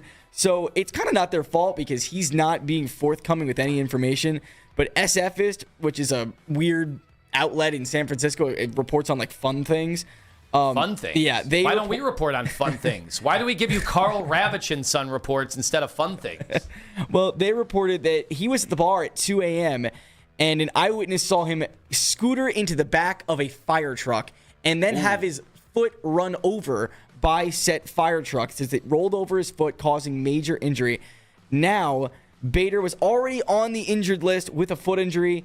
He was also involved in a scooter accident in 2014 when he was at the University of Florida. I kind of feel like some athletes kind of have a death Habitual wish. offender, apparently. we got to get rid of the scooter. Okay, first of all, explain. Get rid of the scooter. Explain what kind of scooter, because people Vespa. say scooter. Oh, okay, so we're not talking about you get the e-scooters. Yeah, one of you the get- e-scooters like downtown. Wait, so Wait, he was on it a Vespa? bird? Or was he on a Vespa? Yeah, type like a thing? bird scooter, like a bird scooter. Really? How fast do those go? Like 15 to I 20 mean, miles they an can hour. get up there. My kids have them. Those things. Do your get way kids wear high. helmets on them? Yeah, of course. Yeah, we love so- safety. So that's a no. So I don't understand. They've never got their foot pancaked by a fire truck Is it- either. You're not allowed to operate those things while intoxicated, right? No. Yeah, I mean, you can't No, just I fly can't around, do right? because of that. All right, you're gonna do. I mean, first of all, go get a motorcycle. Like I'm changing the story. Like I had I left on my motorcycle. That's what I'm starting with. Well, maybe that's why he's not telling the team. He hasn't told the team. In where I live, the mean streets of Bay Village, South Central Bay. When I see the kids flying down, they fly though. Okay, Those things. they fly, and dude, people in their cars, they're just staring at their phones. So it doesn't even matter if you're the best operator ever. You're going to get in an accident. It is 100% guarantee, right? That at some point you are going to get in an accident. It might not even be your fault. So how do you think that's going to end? Like, and these kids are never wearing helmets, ever, and nor are they ever abiding by the rule of law or the signage. I'm going to take the sidewalk today. Nope, tomorrow I'm going to take the road, where it depends, what I need to do to get there faster. And this is bad for all involved. Well, you can't go back to back scooter, right? You can. I mean, if you have a scooter incident one time, then you gotta, as a pro athlete, you gotta give up the scooter. I would think that would be my call. Got to put it in the contract language now. But then what do you do if you're Tito Francona? That was his mode of transportation. Well, not the bird, but he had like the Vespa set Yeah, up, it was didn't he? more Vespa. I want to It got stole. Oh, it did get stolen, didn't it? And then he got a new one, and then that one came back. Yeah. Did the person who stole that also take the Red Panda's unicycle? That's a 3-wheeler. He put them together.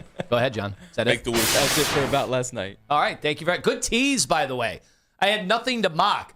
I do have something to mock in the final segment of the show. Google them. As we do a tribute to Ace and Gary. Our team is getting broken up. We'll explain what that means. We have Lake Erie Crusher ticket giveaway coming up in 923 The Fan Night in about 7 minutes. Also, Daryl Ryder, our Browns beat reporter, at 8:20. We'll see if he agrees with Coach Riz, who said quarterback competition is over earlier in the show, and he gave it to Deshaun Watson. We'll see what Daryl has to say about that. Daryl will not agree. All right, Nathan Zagura at 9 o'clock. Fan Cash Friday giveaway, 9 o'clock hour as well. Loaded for you when it comes to everything Browns here on Sports Radio 92.3 The Fan. This is an Odyssey.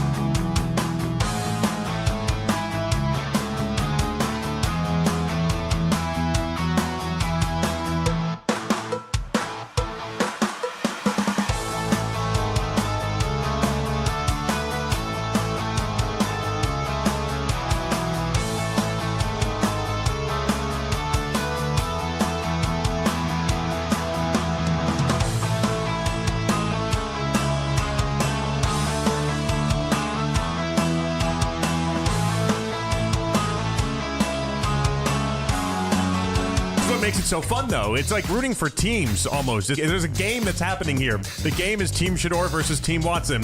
Everyone's chose a side, and there's a daily scoreboard, and we get to keep track of who actually wins this thing. And by the way, if Team Shador loses, then we get to go ahead and just say the game was rigged. The Afternoon Drive. Weekdays starting at 2. We are Sports Radio 92.3 The Fan.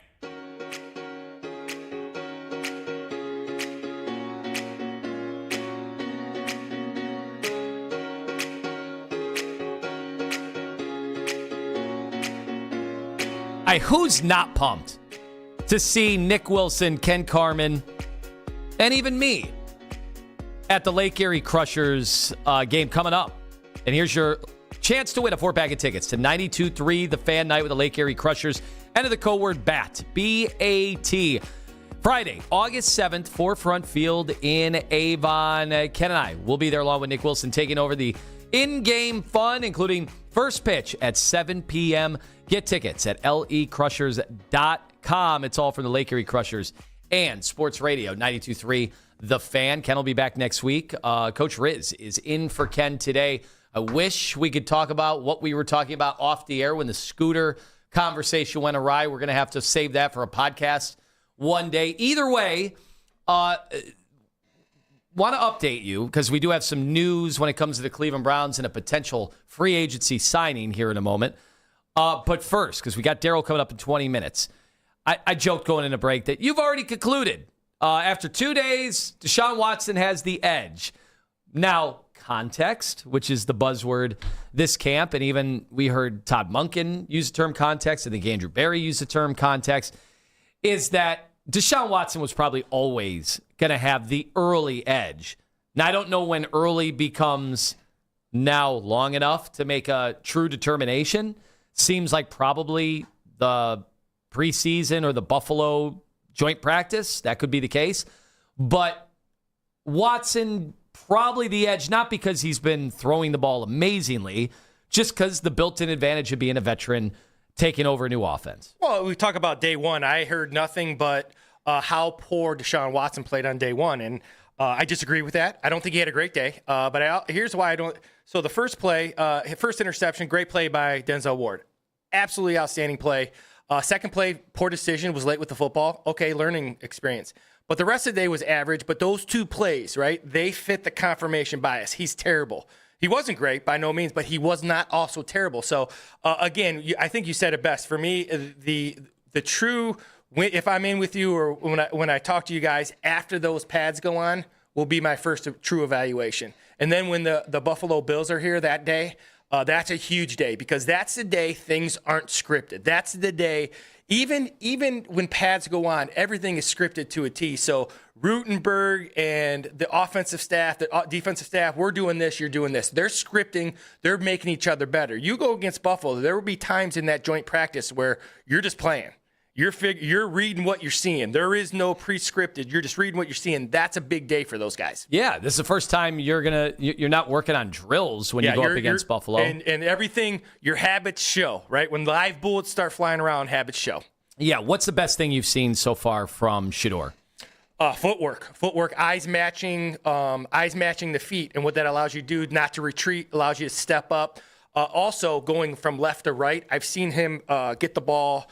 Working left, coverage is there, working back to his right down to the check down. I've seen that a bunch. So, again, sometimes the check down is a good thing because they were locking up coverage deep and he checked it down, but his footwork was right. And for him, he's a guy that's got to be on balance. He's not a guy who just throws it like a dart. If you think about Aaron Rodgers, he's a guy where his feet got to be right, where your feet can only be right if you know where you're going with the football. He's starting to do that, in my opinion. Yeah, well, that's good to see those signs of growth that comes with more experience. And Watson, obviously, the experience isn't the issue with him. He's just had one thing after the other. I also will always think that one of the big blows was just his confidence. He lost all his confidence, whether that was because he became a pariah. He went from a hero to a pariah basically overnight, was not accepted by the fan base. It's easy for me to say, who cares? Just go play football and just do the thing you've done, your entire life. Easier said than done, clearly, because he was grappling with his confidence. Well, I will say one thing, and once again, everything that people say about both of these guys, when we talk about He hasn't. Deshaun Watson hasn't played well in 6 years. He's been terrible. He's been injured. All true. Shedeur Sanders, you love him or hate him. He's either all pro this year or he's the worst quarterback. I just don't see that either. So the idea of Monken, I think, is refreshing because he doesn't know all those things either. So when Monken's basing out what he's seeing. And I think when he says that he has 2 NFL quarterbacks and people are like, I don't agree with that, I think there's some bias from previous years. I think they've done some really good things. Now, does that mean anything when the bullets start flying live? Maybe not. But what I'm seeing right now, I'm seeing good progression out of these guys who can make the plays, guys who seem to know where they're going with the football, which is so important. But there's nothing that either have done to eliminate themselves. Absolutely not. Right? Absolutely. Or win it. They're in this learning mode. So yesterday, who won yesterday? Learning won yesterday. And I know that's a boring answer for some people, but as a quarterback, and I used the Concepcion example earlier, these quarterbacks got to see it. And now both guys, after first 2 days, they both got to throw against Denzel Ward and Tyson Campbell and Delpit and Hickman. It was hard. And that's a great learning moment. Now, you expect next time that happens to have a little bit more success because everybody watched the film. That's when you start to grade the guys. You've got me inside a coaching room when you start to really analyze like what the coaches are looking at compared to what the idiots like me are looking at or what the fans might be seeing when they're there at practice today in the new risers. Hello, you're going to be in the bleachers. The 537 boys being, taken from there to right in the action. It's really going to be a great opportunity to see them, all those young players and the young quarterbacks. But is there any way to know, like, is there a chance Todd Monken is there with his coaches, with his offensive coaches, and they get in there after practice? Is there anything you've seen that they'd be like, oh boy, this has to get better or we're in trouble, like after 2 practices? No, because I would say the things that we wouldn't know that because those are things you would see in film, and those are things you would see with the playbook.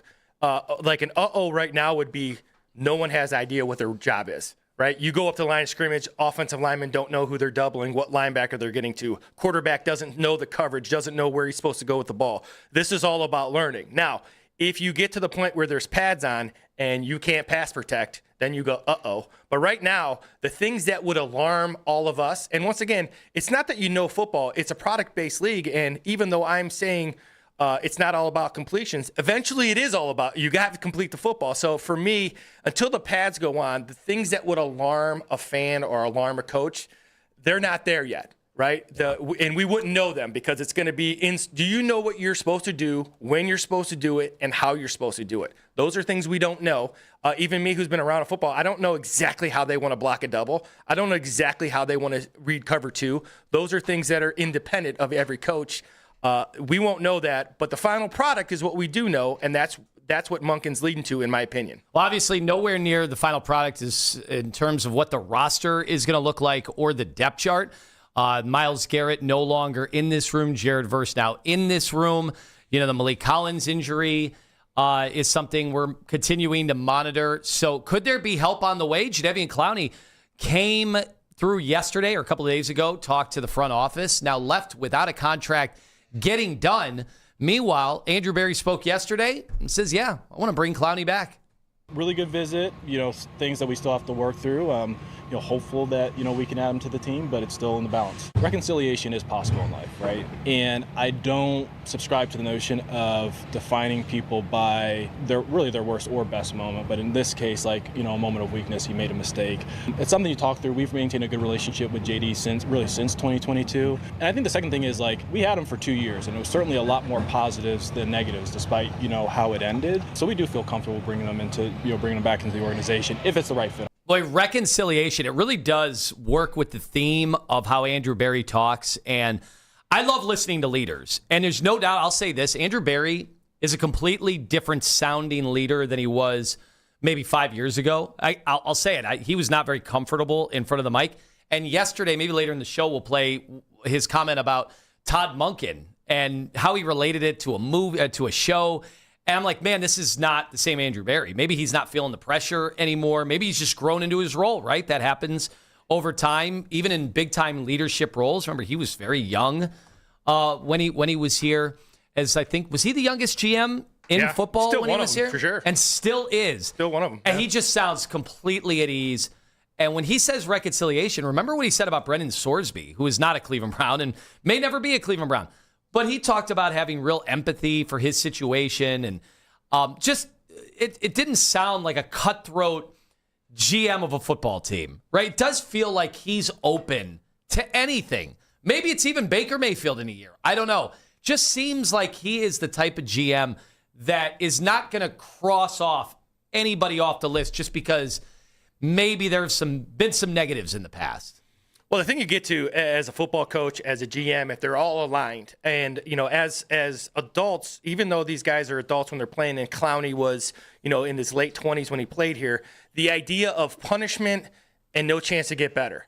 And again, I've learned this from people who are much smarter in football and much smarter than me in general in terms of leadership and how they handle people. There's got to come a point in time where you've done something wrong, you've apologized for it, and you move forward. I'm sure they've talked about Jadeveon Clowney about how he left and how that's you can't wear it on your sleeve when you're emotionally, whether you are not happy. He's been very productive since he left Cleveland.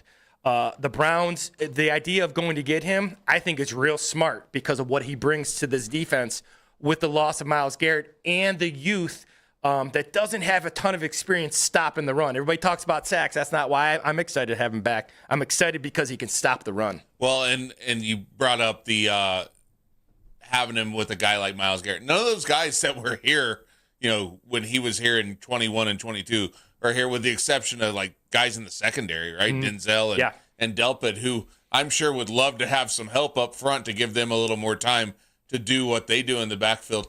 I think it's interesting that, really, I think Delpit was asked about it yesterday. He said the guy's a great teammate. Jared Verse was asked. I want to play the Jared Verse answer because I think that's the guy that's most impacted by bringing back a Jadeveon Clowney. Here's Jared Verse and his thoughts on Clowney. Clowney's obviously one of the best rushers I've ever, watched. Watching his film from college and everything like that. That's one of the biggest reasons I even ever played DN. So, having that dude in the room would be, monumental for me. But I will say, having that vet presence is probably even bigger than just, my personal honor of him. Having that vet presence, someone that's been around the game, someone that can teach you things like that. That's why I went to the SAC Summit, to be around, Von Miller, Max Crosby, all these, high-end rushers, because you can learn so much from them. That's so funny is he just sold me more than Andrew Berry did. He's a player. When I heard Clowney, I'm like, we're going to go through this again. And I started going through the negatives. There's plenty of positives. The guy's productive every single year, and yet the teams always move on from him. And we had one of the more notable instances of his career where things got sour fast, and it caused a ripple effect on a team towards the end of the year. That's in my mind. Then I hear Jared Verse and what's in his mind. And he's like, yeah, I idolized this dude growing up. He can help. And Jared Verse, and like it or not, and I think we've kind of been leery of the team putting so much on Jared Verse right now and maybe the expectations that are going to be with him. But this is a guy that's clearly going to be the leader of this team. Well, right? he acts like it too. He's going to be the leader of the team. And if he's telling me that's a guy he wants in to help him lead the team, even if it's not the things that we see every day, Jared Verse is going to be the guy that regular Joe average fan sees every day, right? But the things that he thinks Clowney can bring to the locker room are things that we probably won't see every day as an average fan. But I feel more confident with Clowney coming back if Jared Verse is saying, I need a veteran. He's a guy that's realized it's only his third year in the league, and leadership or not, he's going to need those people that help back him up, maybe when it comes to handling locker room situations, and then also back him up when it comes to handling, 3rd and 3 and can we get to 4th down?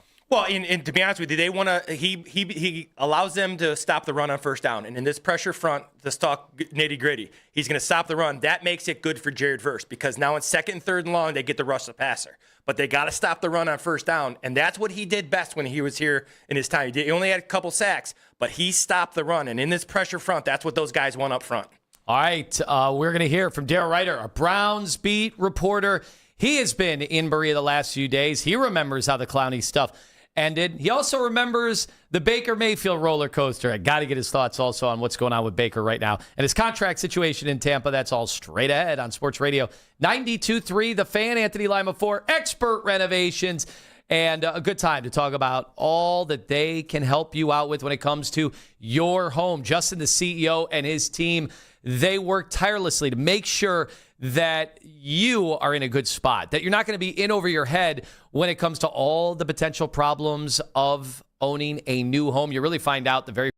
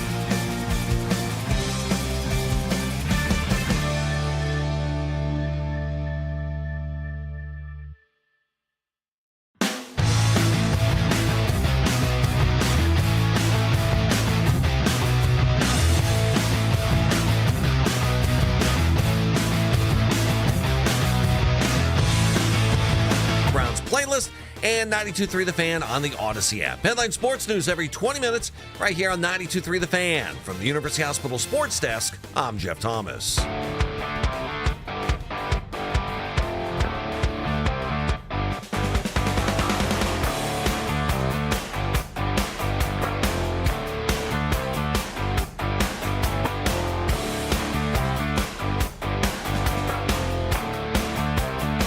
All right, Owen is going to be in for a long drive down into the south.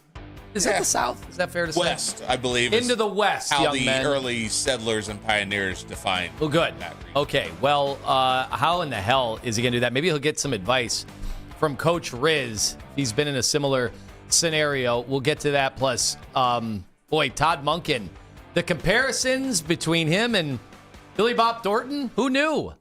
Just take it from Andrew Berry. We'll get to that. But first, Daryl Ryder joins us on the hotline as he gives you all the latest when it comes to the Browns, brought to you by Scheiben Jewelers, Cleveland's premier jewelry store. Welcome to the show.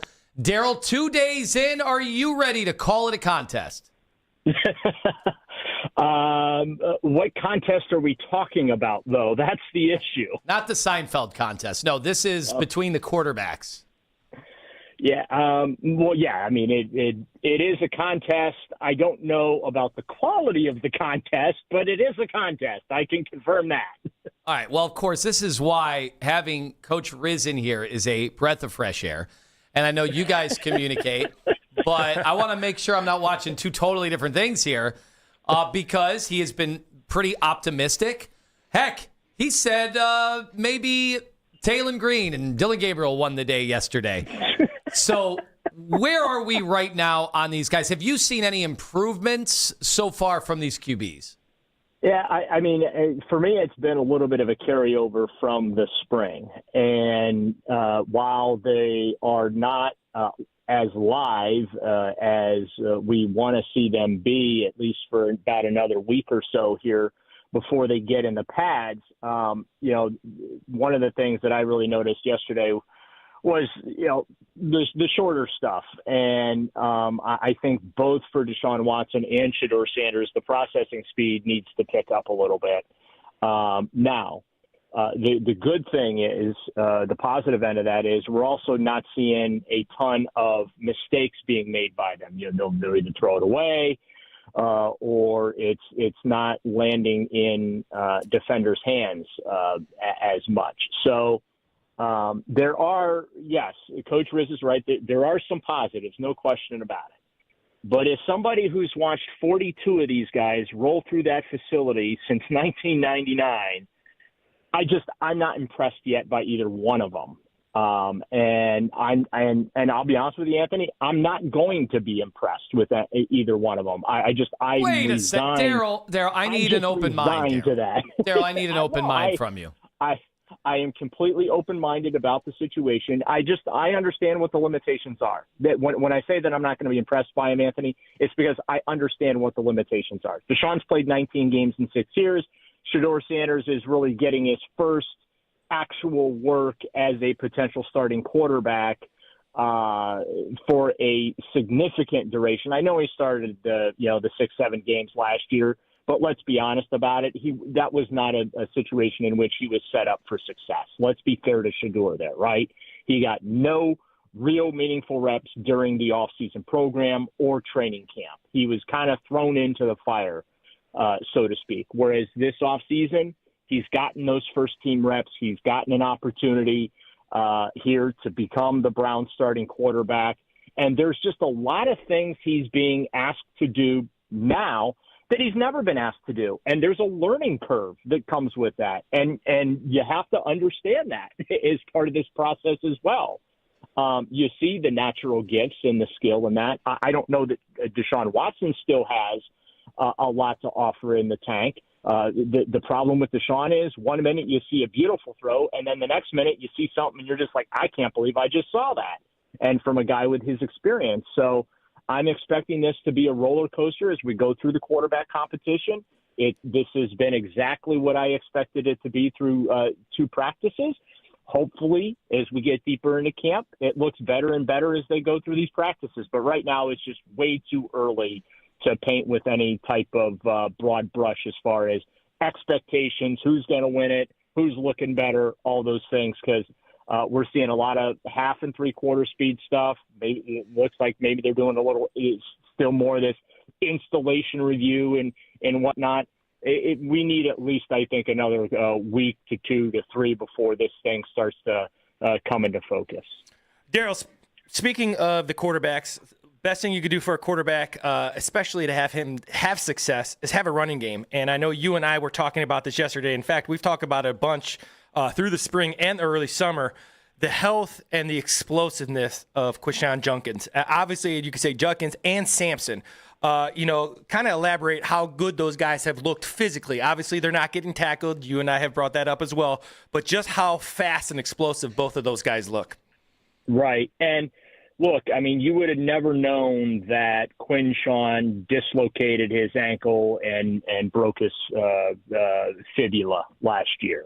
Just watching him out there, first off, kudos to him, all the respect in the world for him, the work that he put in to rehab and get himself not just able to practice, but to look as explosive as he does out there. And like you said, Coach, like we don't know if it was a stop at the line of scrimmage, a 5-yard run, 20-yard run, taking it to the house or whatever, because they're not live, they're not tackling to the ground.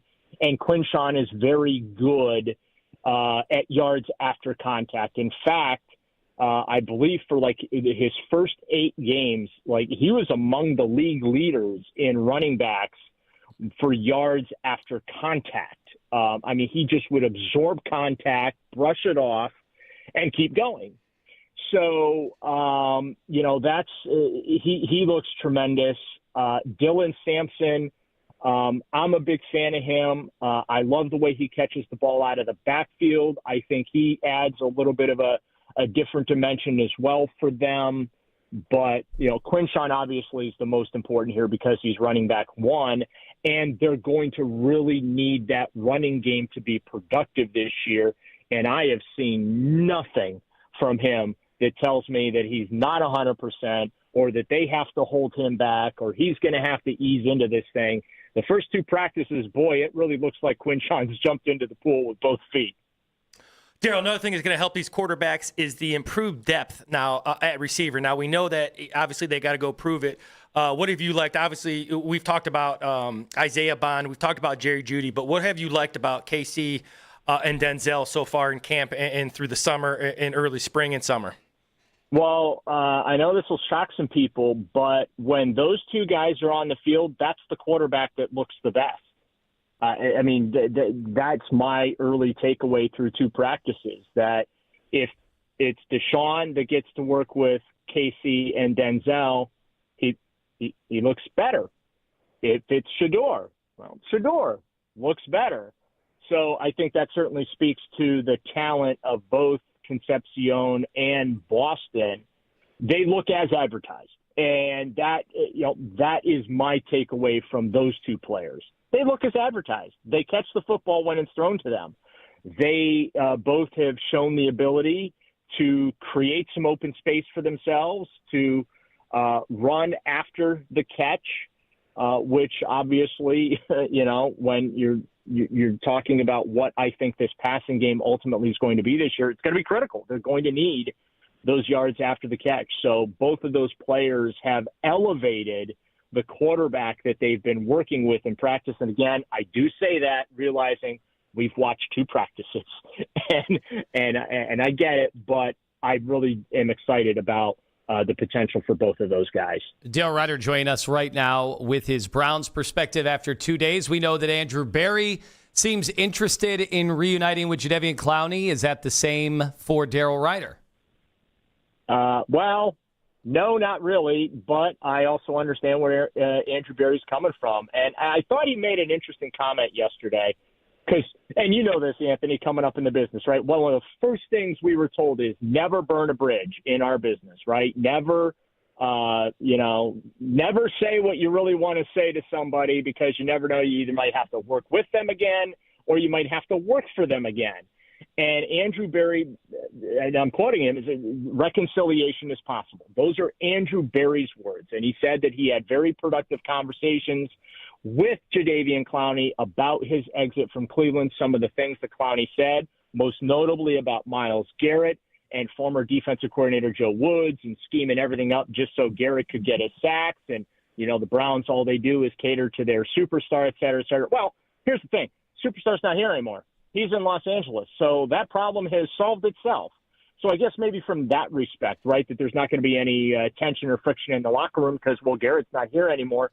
And quite frankly, they need defensive end depth right now. So I'm not crazy about how things ended here with Jadeveon Clowney. I know he's got some other opportunities around the league. I believe he's talking with Seattle as well.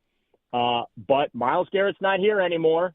And also, too, Jadeveon's been around. And maybe we needed to pay attention and take to heart what Jadeveon Clowney had to say about the lack of leadership on the defensive side of the ball with the Browns at that time. But Todd Monken certainly seems excited about the possibility. Monken said that based on what he saw with the workout or whatever in the visit, that Jadeveon still has something to give.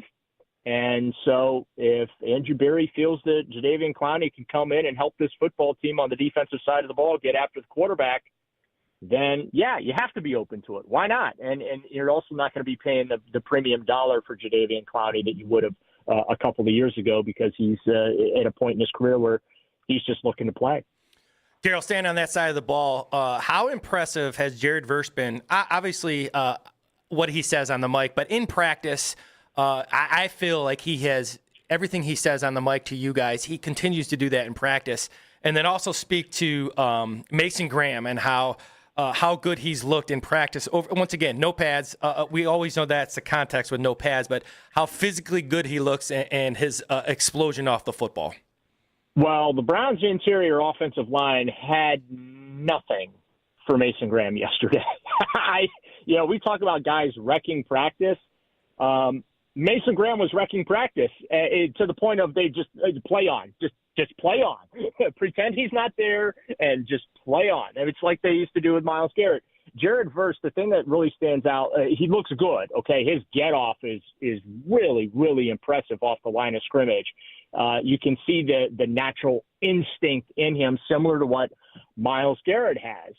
But what impresses me about Jared Verse is just watching his interaction with his teammates.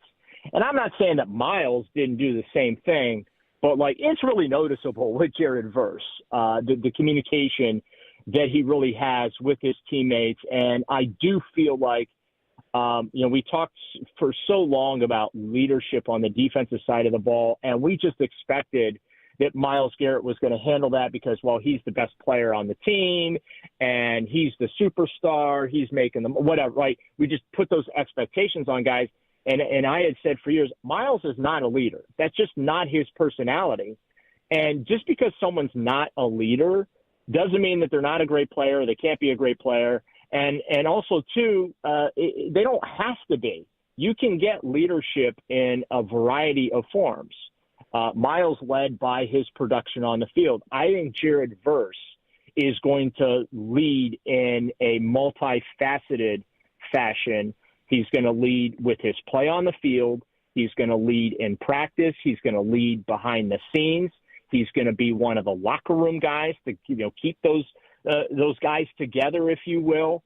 I think the Browns, I said it at the time, I don't think Browns fans right now have any idea the type of player that Andrew Berry traded for. And the folks that said that Andrew Berry got ripped off or didn't do enough clearly did not spend a lot of time watching Jared Verse with the Los Angeles Rams. Okay, there's a reason the Rams did not want to give him up. He's a very good player on the field, and he appears to be a pretty strong player and leader off the field. Time will tell, but the initial impression is a very, very good one. All right, Daryl, we got about 30 seconds. I am predicting a disastrous season for Baker Mayfield in Tampa. Do you agree or disagree? Yes.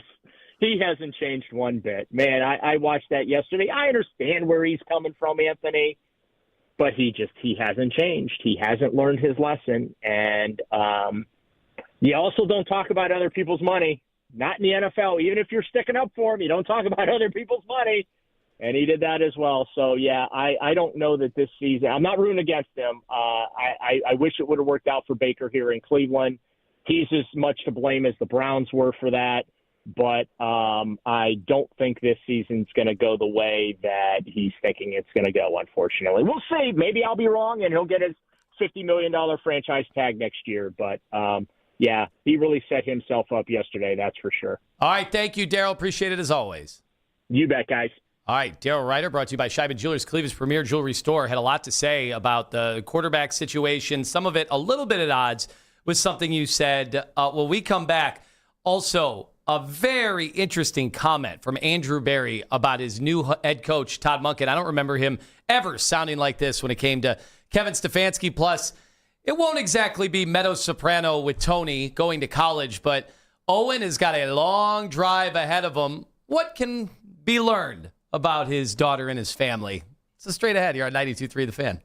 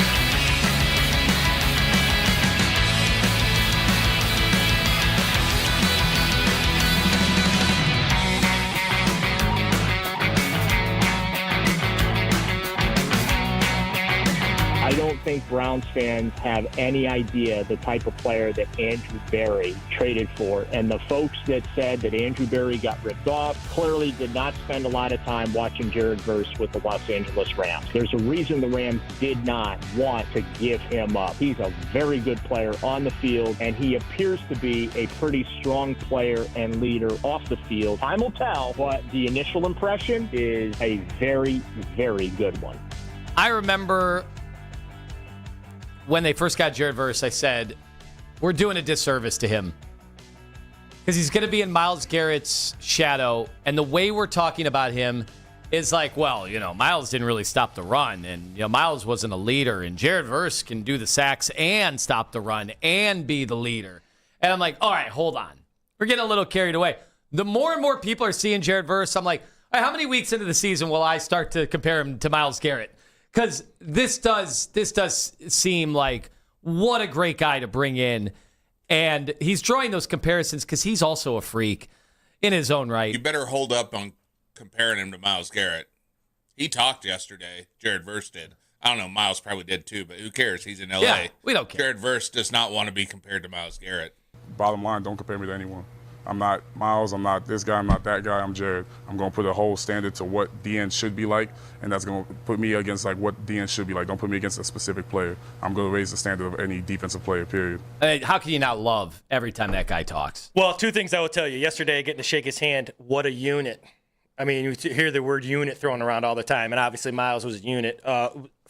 So physically, what a stud and what a great kid. And the other thing that stands out is that I like when you do, the idea of Myles is gone now, so you start to tear him apart. And he wasn't this. Myles is a generational talent. And when you played the Browns, the left tackle of your team was the weakest player on your team, regardless of who that left tackle is. Jared Verse has to earn that. And he's not. So right now, if your left guard is not good, they're going to help on Mason Graham. If your left tackle is not good, they're going to help on Jared Verse. Every time you played the Browns for the last 9 years, that left tackle needed the help. So now Carson Sweat. Now if I go into the Browns game, I'm helping who needs help on the offensive line, and I'm making sure Carson Swessinger doesn't beat me. That's the difference these guys got to get to as they move forward. I'm getting excited, and I said I wasn't gonna. You never get Myles Garrett again. That's it. He's the best. He's the best ever. I don't think I'll ever see a better Cleveland Brown. And you probably won't. That's him. okay. But and that's not wrong. I agree with you. But I'm here. I'm watching as we speak workout videos. Jared Verse and Aaron Donald, together working out, and I'm seeing this guy, and I'm like, what kind of season is he about to have? And I know no Jim Schwartz. Things are changing, right? It's not ever the same. It's the NFL. It's professional sports. You never just run it back anymore. We'll see what the Cavs do. This stuff changes year to year. You don't know exactly what it's going to look like. But I'm legitimately pumped to see him the first chance he lines up, whether it's preseason, whatever. When I get out there, I can't wait to see this dude. Well, and what Daryl said is very true. He's everything you hear from him when he talks, it gets you excited. For me, when I hear lots of guys talk. And then when you watch them on their practice field, they're not necessarily that guy.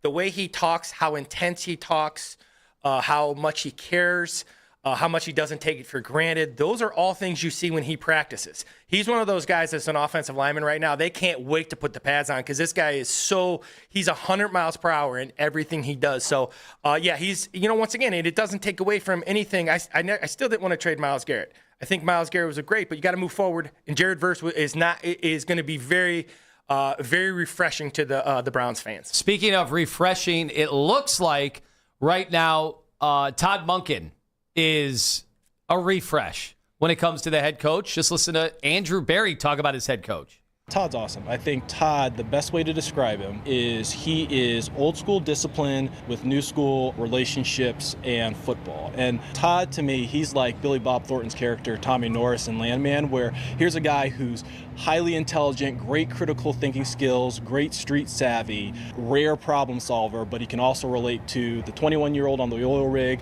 the head of the drug cartel, or the billionaire financier in the office.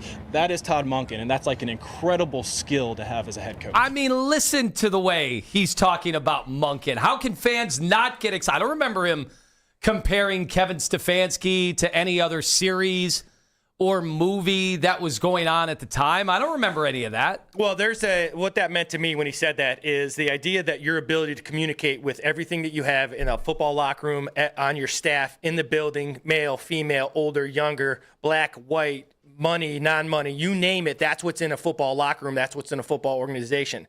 You're also dealing with a guy who's 60 years old and his ability to talk to 21-year-old men and his ability to talk with the equipment staff and the people in the dining room. He's just a good guy. And that communication skill, that goes a long way because you have to wear different hats at different times as a head coach. It's very refreshing. And I think that was a great comparison because you have to be your whole job as a head coach. One of the jobs I'm sure he hates at times because you want to do ball is you have to be the ultimate communicator. And you got to make sure everybody's on your path. And he does a great job of that. Well, I think the thing that makes it at least conveyed that he's communicating very well with everyone is compared to, and I'm not saying Kevin wasn't being totally honestly himself, but seems that Todd is not putting on a ruse at all, where Kevin definitely closed it off some when it came time to be the football coach that was on the podium talking to the media especially, and we got to at least see that the two guys off air and on air, right? And it was, I mean, Todd Monken was the same guy off. He was a little more cleaned up. We still had to dump him a couple times. We did. We had him on for 45 minutes, and we had to press that button a couple times. But between him and no offense to Kevin, but it felt like the Kevin that we got to talk to off air was not the same Kevin that was on we air. have no idea. I don't know anything about Kevin. And I've met Kevin, and I've had, private conversations with him. Honestly, more about family than anything else. Like, I have no idea what he believed in. I would hope his players got to know that and his assistant coaches over time. He was here a long time as far as the NFL goes, like 6 years. Was he here long 6? Time. That's 6, long time. And as far as the Browns coach goes, that's an eternity. So I want to give him some credit. Just because we didn't see it doesn't mean it didn't happen. But, during even the winning celebrations and the locker room victory speeches, you'd be looking around and Myles Garrett would be looking off, maybe some eye rolls in the back. It just didn't seem like Kevin was ever going to be a rah-rah guy. That's just not who he is. Doesn't mean that Setbacks pave the way for comebacks. Doesn't mean that it's not something you can win with. Like, we've seen reserved coaches win and win at a high level. But I do think that's why people have Tony Dungy. It doesn't seem that there's too many that are anti Todd Monken right now between fans or media. Right? It just seems like he's got everybody on his side, and that will change once they get on the football field. We haven't seen him on the football field yet, and how he'll actually conduct a team. And really, we've only got 2 days of him actually being a head coach ever in the NFL for 2 practices, right? But it just feels so much more genuinely him, whether you like him or not. That is who he is, who we're seeing at the podium and who we're seeing on the football field seems to be the same person, and it didn't always feel that way with Kevin. Well, there's two things. One thing yesterday that stood out to me was not what he said, but when he came out there, Kevin always had an opening statement, and he gets out there, and all the media were standing there, and I was standing in the back as I'm watching, and it was funny because he goes, "Oh, I don't do an opening statement."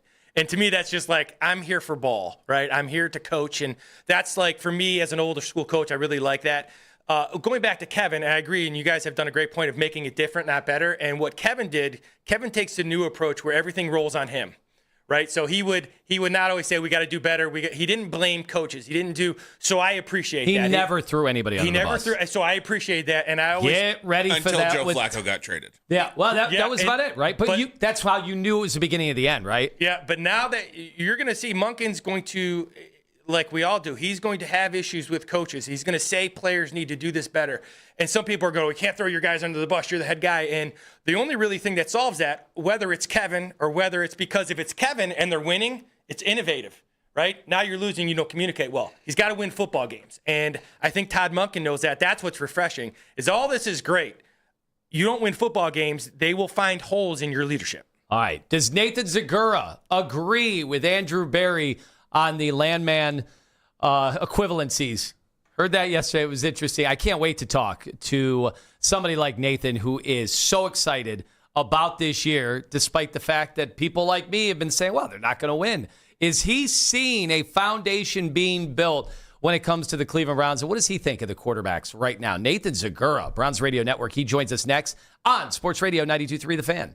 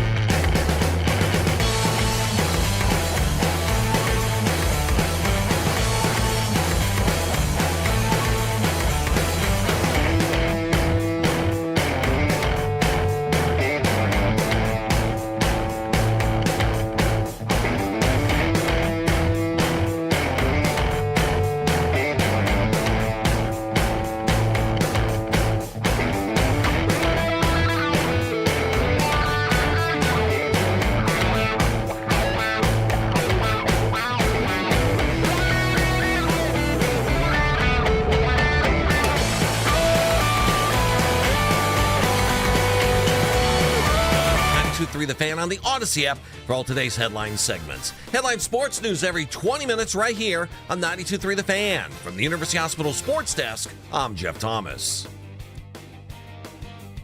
Multitask this summer with your smart speaker. Crank up the Cleveland sports scene. And when you say play 92.3 The Fan.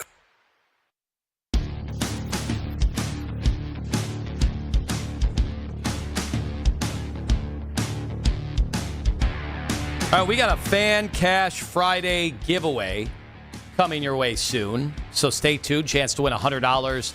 Obviously, jam-packed show. Coach Riz, Lance Riesland, is in for Kenny today. Kenny returns on Monday. Can't wait to hear about his installs with youth football because this year it's all going to be on the line. And win or lose, it's all going to be on Ken Carman. He is taking the responsibility. It's all him. It's all him. All right. I mean, I've been in some of the intricate backroom conversations about Ken. I know the ins and the outs of the program right now, I feel like. So. Well, and it's just been difficult because we're trying to conduct this radio show, and he's trying to juggle both, which are both equally important to him. And the radio can't get in the way. Right. Of his legacy as a coach. Is he scripting during, right. always X's what and O's. stunts are they running this Yeah, all week? X's and O's. Those you guys. should see him. You should see him text with Joe Thomas. And not just for the Hall of Fame beef. Well, we've got, by the way, Nathan Segura joining us right now on the Wise Heart Right. We make it right. Call Kyle Wright hotline. Nathan, Browns Radio Network. So excited to talk to you after just a couple of days of practice so far for training camp. How's it going, Nathan? Everything is good. How are you guys doing today? Well, we just finished a conversation about the differences between how training camp has looked from Kevin Stefanski to the new head coach, Todd Monken. We played some of the Andrew Berry comments about Todd Monken. And Coach Riz said something I thought was important. He said, different, not necessarily better. And I'm wondering from you, are you seeing a lot of different, and how do you think it corresponds with this football team, especially with so many young guys in the fold? Well, I think that it's different in the sense that you're getting full maximization of the time and the reps. And I think what he's doing, where you're doing the kind of the two spotting, which we did do some of that last year, but it's been really cool to watch how it's been kind of the same stuff happening, literally the exact same plays on both sides. You get a sense of who's getting in and out of the huddle quicker. You get a sense of who's been able to kind of command the offense a little bit better. So that part of it's been fun. And then the other thing I would say is it's very clear, for example, on the defensive side of the ball that, our starting defense is very, very good. And for people who love quarterback trackers and all of that, you're going to see significantly better stats for whichever quarterback went against the second team defense both days. But doing that two spot and getting all those reps, that's going to help these young guys. We have linebackers that don't have a lot of reps on their resume in the National Football League. We have a cornerback room that outside of our top two cornerbacks do not have a lot of reps playing cornerback in the National Football League. And so getting these guys as many reps as possible, I think is very good. And that's kind of one of the big changes with Todd, obviously, is that you're going to get a full maximization of whatever time is allotted by the league and by the CBA to make sure that these guys are getting as much work as they possibly can. Nathan, we've been watching the quarterbacks first couple of days, obviously through the spring and summer. I've been, obviously there's lots of people who track the throws and the completions. I've been very impressed, specifically with Shedeur. Obviously, Deshaun's been around a long time. Why, for me, I think the footwork has gotten better. Is that for you too? Do you see the footwork for Shedeur getting better each and every day through his last 7 starts last year and through the first 2 days? Yeah, and he's been there all off season. I mean, he's put in a ton of work to improve. And, yeah, you're seeing his footwork is getting better. His understanding of timing is getting better. I think he still needs to speed up some of his process, certainly in the huddle in terms of getting the plays out and getting that operation. I think that's one of the things we know Todd Monken hates. And yesterday there were 3 kind of pre-snap procedural penalties with that first-team offense. So that's got to get better. But, yeah, you're seeing his footwork. He's a very good natural thrower of the football. And so it's not surprising to me with his work ethic and what he's done has made kind of big strides here, early on. All right, Nathan. Might have to get reestablished contact there. I know Nathan seems a little distracted. We've all been there. Every call that I make in the afternoon show, I call in with the greatest of intentions. Yeah. And then my kids want nothing to do with it. And even if I go to my kids and I say, I got 2 toddlers, and I go, guys, just Dad's got some work. And I know I'm living a blessed life that's the work. Can you just be quiet? I'll put on a show that you want to watch. Okay. The minute I start talking, they come over here or they start arguing. Well, it's funny because I tried to stop my question there because I was trying to give him, as a parent, I was trying to give him a second there to adjust or feed or do whatever you had to do there. So totally understand. No big deal there for sure. Well, it's a perfect segue as we reestablish contact with Nathan Zagura. Speaking of fatherhood, Deion Sanders was at camp yesterday, and I thought it was an awesome thing. People preemptively came after me, like, what are you going to say now? And I'm like, cool. I think that's awesome that he went there. He sat and watched the whole thing and then came down after practice. I think that's a really cool situation. It had to be kind of surreal for, some of the older guys who remember watching Prime and probably had the poster on their walls growing up. No doubt. That was awesome. And sorry about that earlier. Yes, you were right. That was little 13-month-old Luca's maybe radio debut there with a little of his noises in the back. But now we're in a good spot. But, yeah, it's so cool to see Deion there yesterday and came in and really kind of was there just to kind of observe. And I know he got to talk to Coach Monken, and Coach Monken was juiced about that because he certainly remembers the greatness of Deion Sanders as the best cornerback to ever play the game. But just kind of sat up in the bleachers himself, took in all of practice, and afterwards spent some time with his son. And I thought it was very cool. It's funny. I just played in a member guest golf tournament, and one of the teams that we played against was a father and son duo. And, the dad is in his 70s, and the son's about my age. And, whenever the son had a good shot, I'd be like, great shot, champ. And I'm like, that's just what it's all about, right? And so to be able to be, a father, a coach, and all of those things, but get to come in and do that and check out your son the first day at training camp that he's getting reps with the ones. I thought it was very, very, very cool. And Deion did not make it in any way, shape, or form. It was not a distraction or anything. I think it was just a really cool scene to observe him kind of watching practice and being a part of it all. Nathan, as the pads go on here next couple of days, this offensive line has been addressed. What are you going to be looking for in terms of what they do and how successful they're going to be, and how long do you think it's going to take? You got 5 new guys, new system. Todd likes to run a lot of gap and zone and different things. How long do you think it's going to take this kind of offensive line to gel? And do you think in this Monken kind of system where a lot of 11-on-11s, do you think it'll happen faster than people think? I certainly hope so. And it's very hard for the offensive lineman when there are no pads on. I always talk to Hoff about that. He goes, there's nothing to grab. It's very difficult. So, it's been the defensive line has looked good. And quite frankly, that's, probably still the strength of this defense. The one thing that's really jumped out to me that I think should be encouraging, and I don't know if you feel the same way being out there, but Mike Hall looks incredible. And I think he has been, you put the tape on even of these practices, he is flashing a lot. Mason Graham is flashing a lot. So the interior there, and then that kind of turns into what I'm really looking at. It's going to be the interior because that's the part of it that is the least settled. We know Zion Johnson's going to be the left guard, but we don't know who's going to play center, whether it's going to be Elton Jenkins, whether it's going to be Parker Brailsford, whether it's going to be Luke Whippler, who played pretty well down the stretch. And then we don't know at right guard. My guess would be obviously if it's Brailsford or Whippler at center, that Elton Jenkins will go to right guard. But Elton Jenkins, yes, he's been a Pro Bowl guard, but he's a 2-time Pro Bowler at left guard. Hasn't really played right guard at all in the NFL, save for a little bit in a preseason many years ago.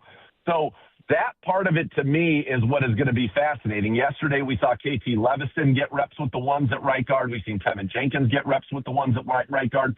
It would not surprise me with as good as DeJuan Jones looks that if he's deemed to be one of our 5 best linemen, that at some point in this training camp, they decide to kick him into guard and give him opportunities, much like the Philadelphia Eagles did with Mekhi Becton in their Super Bowl run. So I think that's the part of the line to me that is still a little bit unsettled, and that's going to be what's interesting. Stefano went in there yesterday at left tackle, and DeJuan, by the way, has been very good so far in the early portion of camp at left tackle as well, but you drafted Spencer Fano to be your starting left tackle. He's going to be the starting left tackle, and I thought yesterday in his first time out there looked very good. And it's funny, watching him move between drills, it's like you're watching a tight end, even though he's a giant man who's a left tackle. And so I think the Browns are pleased so far with his early development and what they saw yesterday in his first day with the ones. Nathan Zagura with us. Does the pursuit of Jadeveon Clowney surprise you? No, in terms of them pursuing another veteran edge rusher. maybe a little bit in terms of it being specifically Jadeveon Clowney. But look, the fact of the matter is he was with Todd Monken in Baltimore a couple of years ago. Todd likes him. It's a different staff. It's a different regime. And as Andrew Berry said, he's still a very talented player. And we've stayed in touch. And I liked Clowney when he was here. I didn't like the way that things ended, obviously, and I'm sure he didn't either. But he can set the edge. He can still get after the quarterback. He had 8.5 sacks last year down in Dallas. He's a good player. And the fact that the Browns went after A.J. Epinesa early in free agency, now that didn't work because of medicals, it told you that they wanted to add somebody else to that defensive end room. And so, Verse and Alex Wright, your starters. Clowney now becomes a rotational piece that can be fresh all the time. I like the sound of that. Isaiah McGuire, and then all of a sudden you feel pretty good about your top 4 at defensive end. So I'm not surprised that they're looking to add there. And I'd be thrilled, honestly, if it was Jadeveon Clowney. I got along with him very well when he was here. He has a fun personality, and he still has, obviously, a lot of gas left in the tank. Obviously, Nathan, things change when pads go on. We all know that. Rookie impact. Let's talk about these receivers, Casey Concepcion and Denzel Boston. What do you think their impact's going to be? Watching them get in and out of routes, I thought Casey Concepcion had a really good day yesterday. Kind of learning when you run routes against Denzel Ward, the things you have to do to get open. And obviously, he's watching that film last night, saying how he was covered like a glove by Denzel most of the day. What do you think their impact will be this fall? I've been very impressed with their work ethic, ability to catch the ball, ability to run after catch, at the catch point, et cetera. What has been your impression of those younger rookie receivers?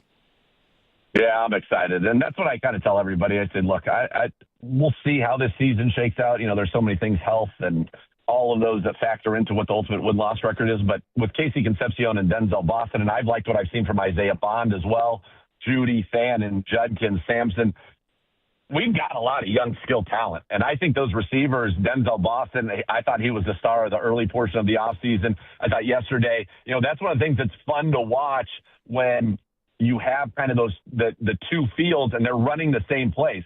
There was a play where Deshaun was with the twos, and yes, Denzel Boston in this case was going against one of the backup corners, but he basically ran a deep curl out of kind of the slot, and he got wide open, comes back to the ball, catches it, makes a move, and made a nice gain on the play. And it was perfect in rhythm, got in and out of his breaks, coming back to the quarterback, great hands catcher. And then you saw on the other side, it was Judy going against Tyson Campbell on the same route, and they were not able to get open. And Tyson Campbell obviously played great last year, 19 passes defense. But Denzel Boston has stood out to me the entire time, and I think we're seeing more and more every day from Casey Concepcion. And I think he's a guy that, in particular, when the pads come on, and not only when the pads come on, but when it's actual football, that he needs to be tackled to the ground for a play to be over. That's where I think what makes him truly special is going to really pop and really shine. And so you haven't really gotten to see some of those things, but you see the way he gets in and out of his breaks. You see the ability with the route running, the explosiveness. I like the fact that he doesn't really throttle down at all to get in and out of breaks, and his shoulders stay very level, similar to the way that Jackson Smith and Jigba runs his routes, or even Zay Flowers. And that, I think, with Todd Monken's offense is going to be very productive for him. So I expect both of them to have a big impact. The question is going to be, I know we're going to be in 11 a lot, but what's that mix look like?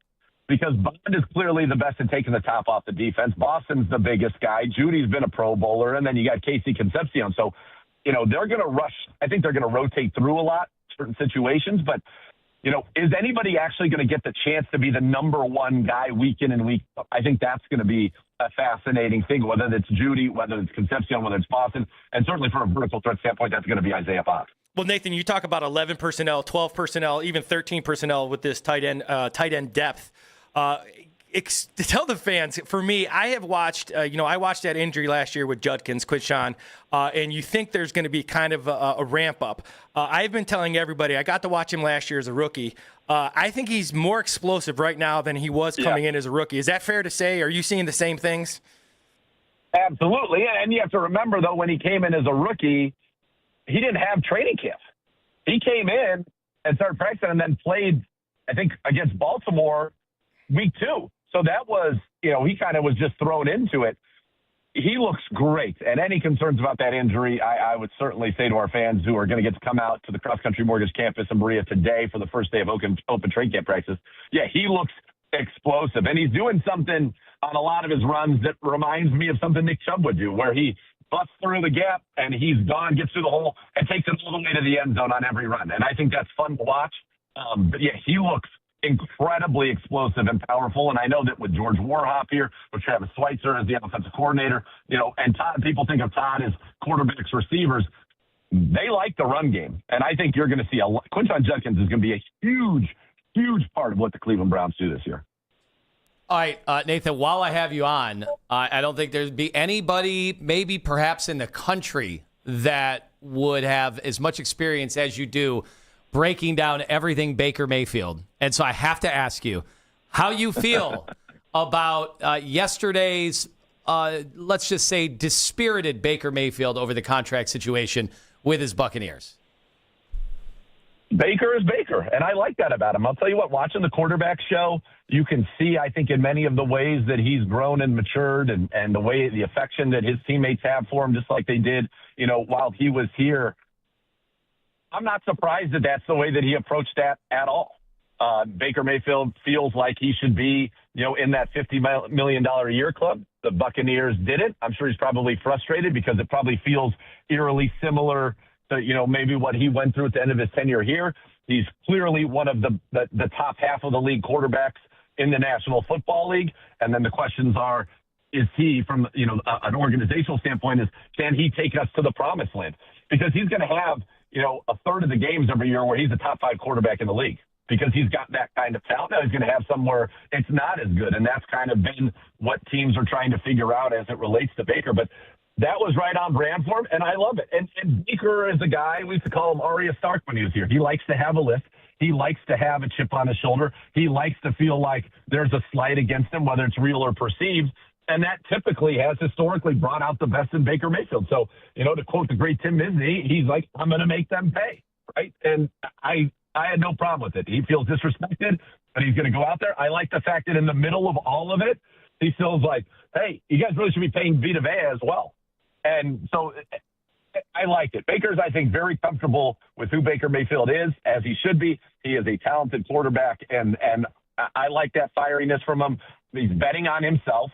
And it would not surprise me at all at the end of this year if he's in a good spot, whether that's with the Tampa Bay Buccaneers or if he hits the market and is looking, to drop himself into a ready-made situation, kind of like Sam Darnold did last year in Seattle. And you also heard that our GM, no problem with reunions. He said that about Jadeveon Clowney. Just food for thought. Thank you, Nathan. All right. Thank you, guys. See how I did that?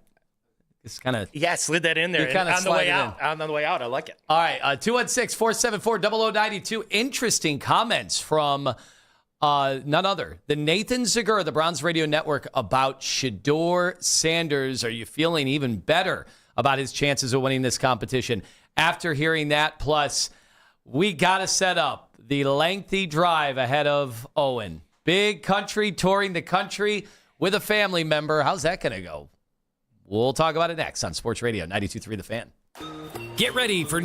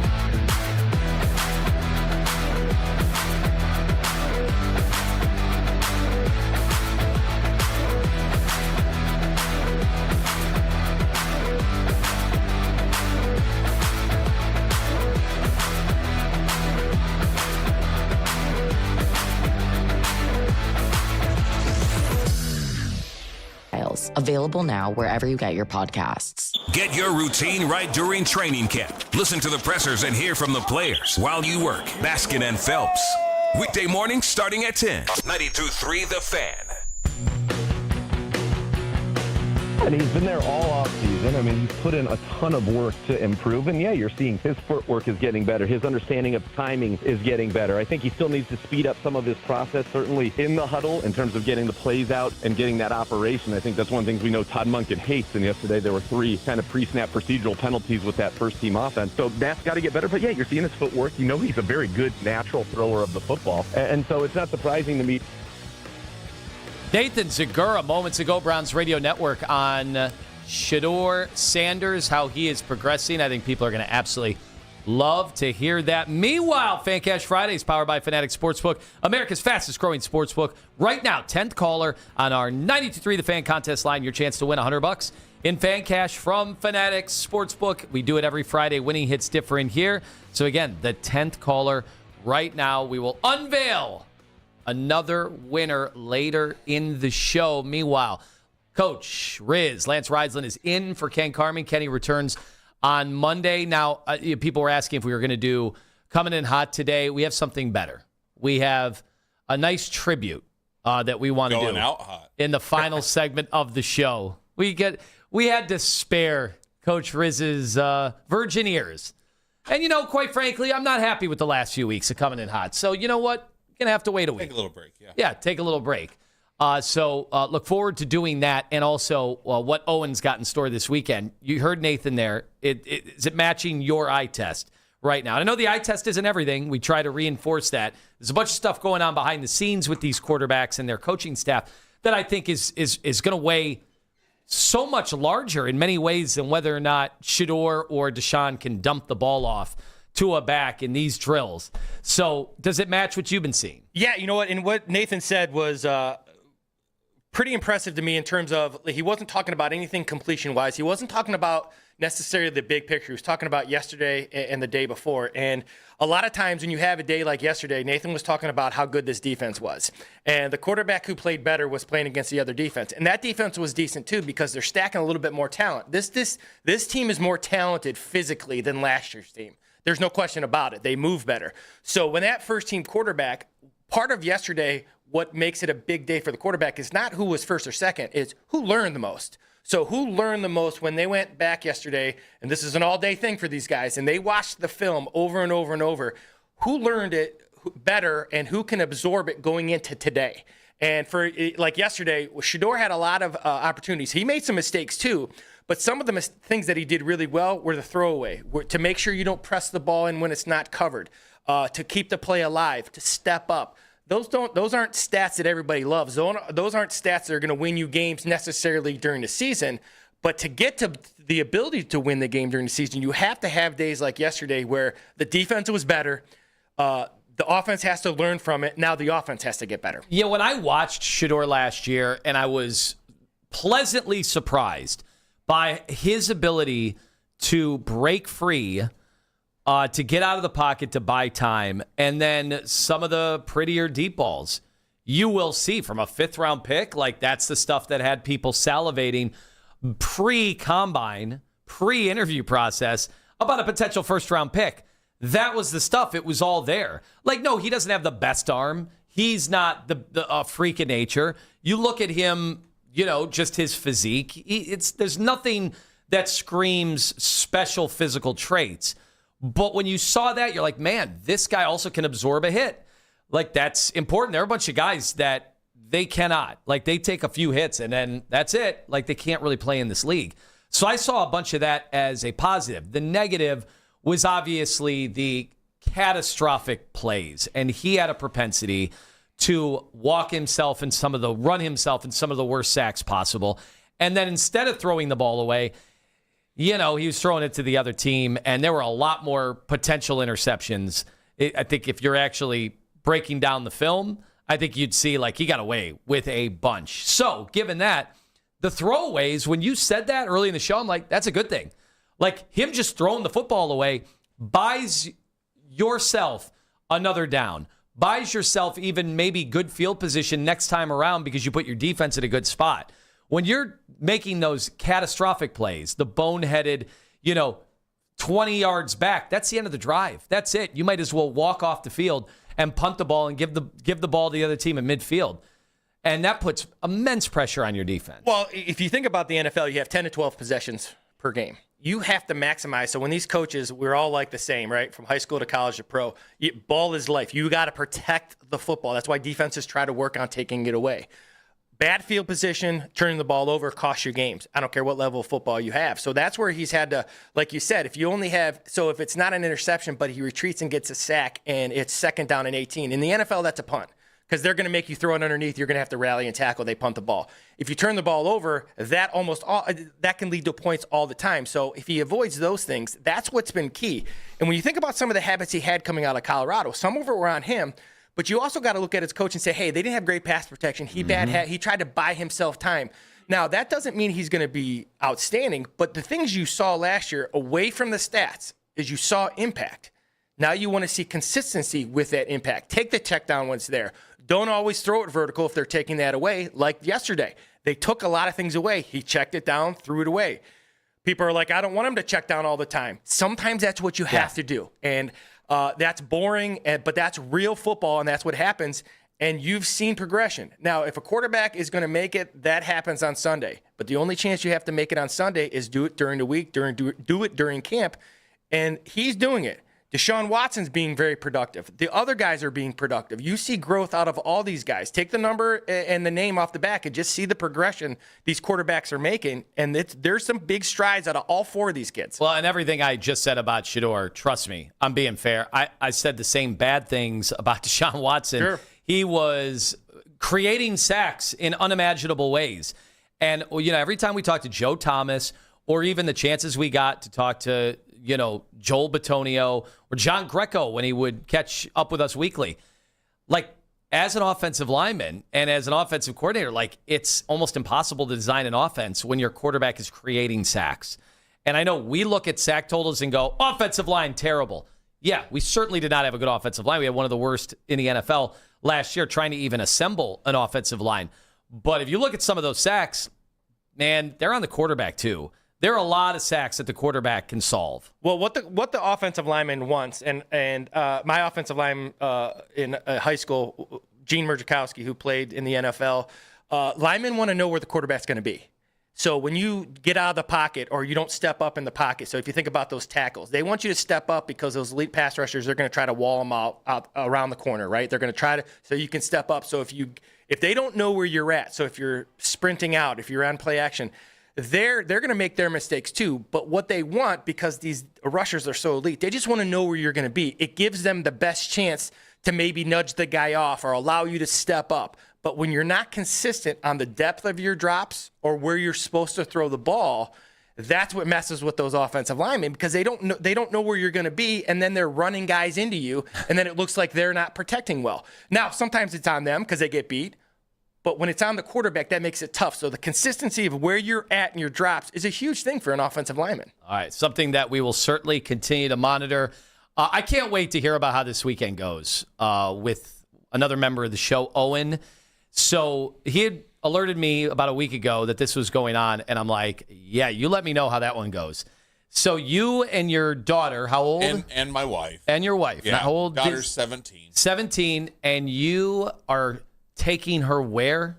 To St. Louis for a concert. Which concert, by the way? So it's Noah Kahan, I don't know. Noah Kahan. Yeah. Yeah. Big now. Very big. And it's part of this whole, she's asked for years, it's been like 3 or 4 years that the stadium tour has been a big deal. Taylor did the Eras tour and all that. And she was like, well, can we just go to Italy and go see Taylor Swift there? And I'm like, no, we can't afford that stuff. And what sucks is he was actually in Cincinnati and Pittsburgh. It was the week that I took my son to Cooperstown. And Wrigley. So wasn't he at Wrigley? He was at the Wrigley prices were insane. So we shopped around and we found these in St. Louis. So that's where we're going. The concert's on Sunday. I've got 2 kind of problems, right? So not problems, advice situations that I need, right? So the first one is I've listened to his music. It's okay. I haven't there's a couple songs that were very popular on the radio a I couple gave it a years try. ago. Yeah. And I can go, okay, yeah, those are good. And every time, there's probably 4 songs that I know. He has a new album out. I have not listened to that. I had plans to do like a music review thing, and I just never did. I've been too busy, right? So the first thing is I'm not going to know a ton, so how am I going to keep the spirits up while I'm there? And then B is apparently it's a deal to wear costumes or some sort of theme. It's at least themey. Excuse me? And I've been assigned a theme for it's bug season. So it was stick season in his old album. And now apparently it's bug season. I've been assigned a theme. Do I wear my assigned theme costume, which we have found something that's a compromise between what I would like, which is nothing, and this is getting awesome. What my daughter and wife would like me to do, which is full blast. I don't want to do either. So let's hear the full blast, if you don't mind. Like, So apparently, bug season, right? My daughter has picked that she'll be a ladybug, and my wife will be a butterfly, and I apparently am a caterpillar. Yes, I'm saying yes to that. I found I don't think I can go all out on that, and also keep the spirits up. Although maybe if it is Busch Stadium, which I would hope that they would have ample spirits to put me in the right headspace for this. Oh, I don't think that'll be a problem. I'm a little concerned about how I'm going to keep a positive attitude for Saturday, Sunday, return on Monday. And we're driving. We're not flying. Well, your daughter, the attitude will stay up because your daughter's pumped to see Noah Khan, the Sombers, all those groups. So that'll be good, right? Because you're a proud dad, so that'll be okay. But you for sure, absolutely have to go as the caterpillar. You absolutely, if you're in, how long's the trip? It's like, I think for average driver, it's 9. For Owen, it's about 7.5. You're pot committed at this point. You're pot committed. You got to go all in. You got to go. Caterpillar. Now, see, the one of the favorite movies of the show is The Human Centipede. So I don't know how you're not doing that. Well, I think with the company that I'm going with, that would be a little frowned upon. The drive down. Have you guys agreed upon a set list for the way down? No, a catalog of music and/or podcasts. I'll be the captain the whole way, right? So. Well, I think we all have like a general. What's your go-to? Like, if for them, it would be more folky country type of thing. Well, she's going to want to hear Noah Khan, right? And I can kind of do that, although I don't know if I can do 8 hours in the car and then also go to the concert, and then I'm assuming 8 hours back. Yeah, run it back, baby. Yeah, I don't know. I might be conned out by then. I like the idea of 8 hours in the car, full throttle the whole way. This caterpillar. Yeah. No, I'm not. Yeah, you got to wear it. Okay, you got caterpillar. And when he gets pulled over, it's going to be going, you twisted freak. You do this with your families. What are you going? It's a total con job is what this is. That's what it is. I salute to you because that is, my limit is right now, and this is pre-family, so I'm about to find out how there's no way I'm going to be able to continue this way. But 5 hours, trip to Chicago, 5 hours, trip to D.C., that's kind of where my limit has been driving. And now, as I'm learning, now that I have a family and we can't just fly everywhere. Right. We're in store for the 10 hours. This is going to be my life soon. And she had talked about go to Atlanta has it. And I'm like, cool. Cause you can get a flight to Atlanta for not horrible. That's a there's one nonstop to St. Louis. Ooh. And it is not easy. The other ones were fly to Vegas, then fly to St. Louis. No. And I'm not doing all that time other than maybe I've been to the Vegas airport and you can have a little fun in there for a couple hours, but you can make it a plan too. So now the great thing is compared to when we took those trips is that my daughter sets up a little apartment in the back seat, right? She's got the thing that holds her phone. She can watch her iPad. She can watch movies. She's got the whole. We do the, we got the where you can jump. She can jump online. The hotspot, and so and then we get snacks. We turn it into kind of like an event. So sometimes we have a good time with it, right? We get the music going. She is fantastic. And once you get to you're at the, your kids are at the age, that's hard traveling. It's hard when they get to my daughter's going to be 14, so they're self-sufficient. They can do their own Eternity things. from now. So, but I'm telling you, they do it. It's a lot different, right? We're not laying on before you know it. And you're not laying on the back. back. You're not laying on the back seat of the car like you did when I traveled, right, with my sister. It's a whole setting, and yeah, it's coming for you, and it'll be here quick. Agreed, Owen. I can't wait for this, Owen. He's going to come back. He's going to have lyrics. He's going to have feel-good videos. I promise you, it will. If you go full caterpillar and I get a picture, it will never get. I will erase it immediately. But I need. There is no shot. I need full caterpillar. I need me some full. We need some more full caterpillar. We'll see. I don't know if I can make that commitment. I've already committed so much to the trip. I don't know if I can. Let me ask you this. What have you committed to dress-wise? You're looking at it, man. All right. Oh, yeah. All right, so that's the okay, good. Guardian shirt, probably an Avon Lake baseball cap. That's about it. It's the uniform at this point. Okay. All right. When we come back, it could be a touching tribute to one of our own who is moving on, but there is a football connection. But first, Scott and Parma, our Fanatics fan cash winner, $100 coming your way. Scott, how are you? Do you agree that Owen has to put on the costume for the ride? The city of Cleveland demands full caterpillar out of. I don't know. I don't know any Noah Khans, but I do know a Shaka Khan. Shaka Khan. Yeah, oh yeah. Shaka Khan all the way down. It'd be well worth the pain and suffering that Owen's going to go through. But yes, Cleveland needs full caterpillar. We need pictures. We need video, and we'll even display it at Red Circle. See, there you go. Got to have more full caterpillar. Thank you, Scott. Congratulations on the $100, our fan cash winner here on Friday. Here's the update with Jeff Thomas. Right after this read about Fanatics, where we give away $100 each and every week.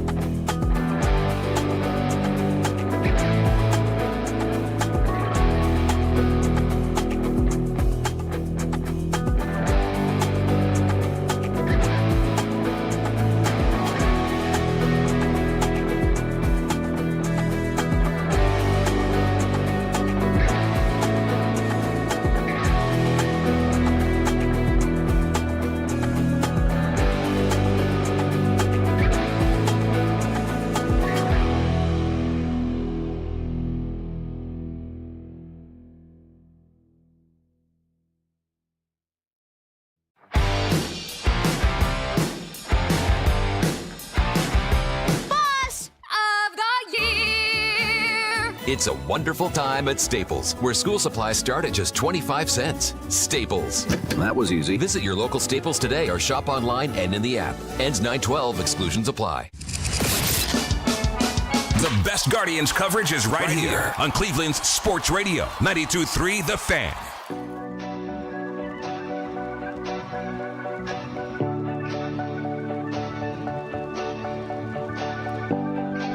We got plenty of reaction coming in, social media and text messages. Social media reaction is always brought to you by Chivin Jewelers, Cleveland's premier jewelry store. We were talking about Owen's long trip that is coming up to the concert, and you said your phone.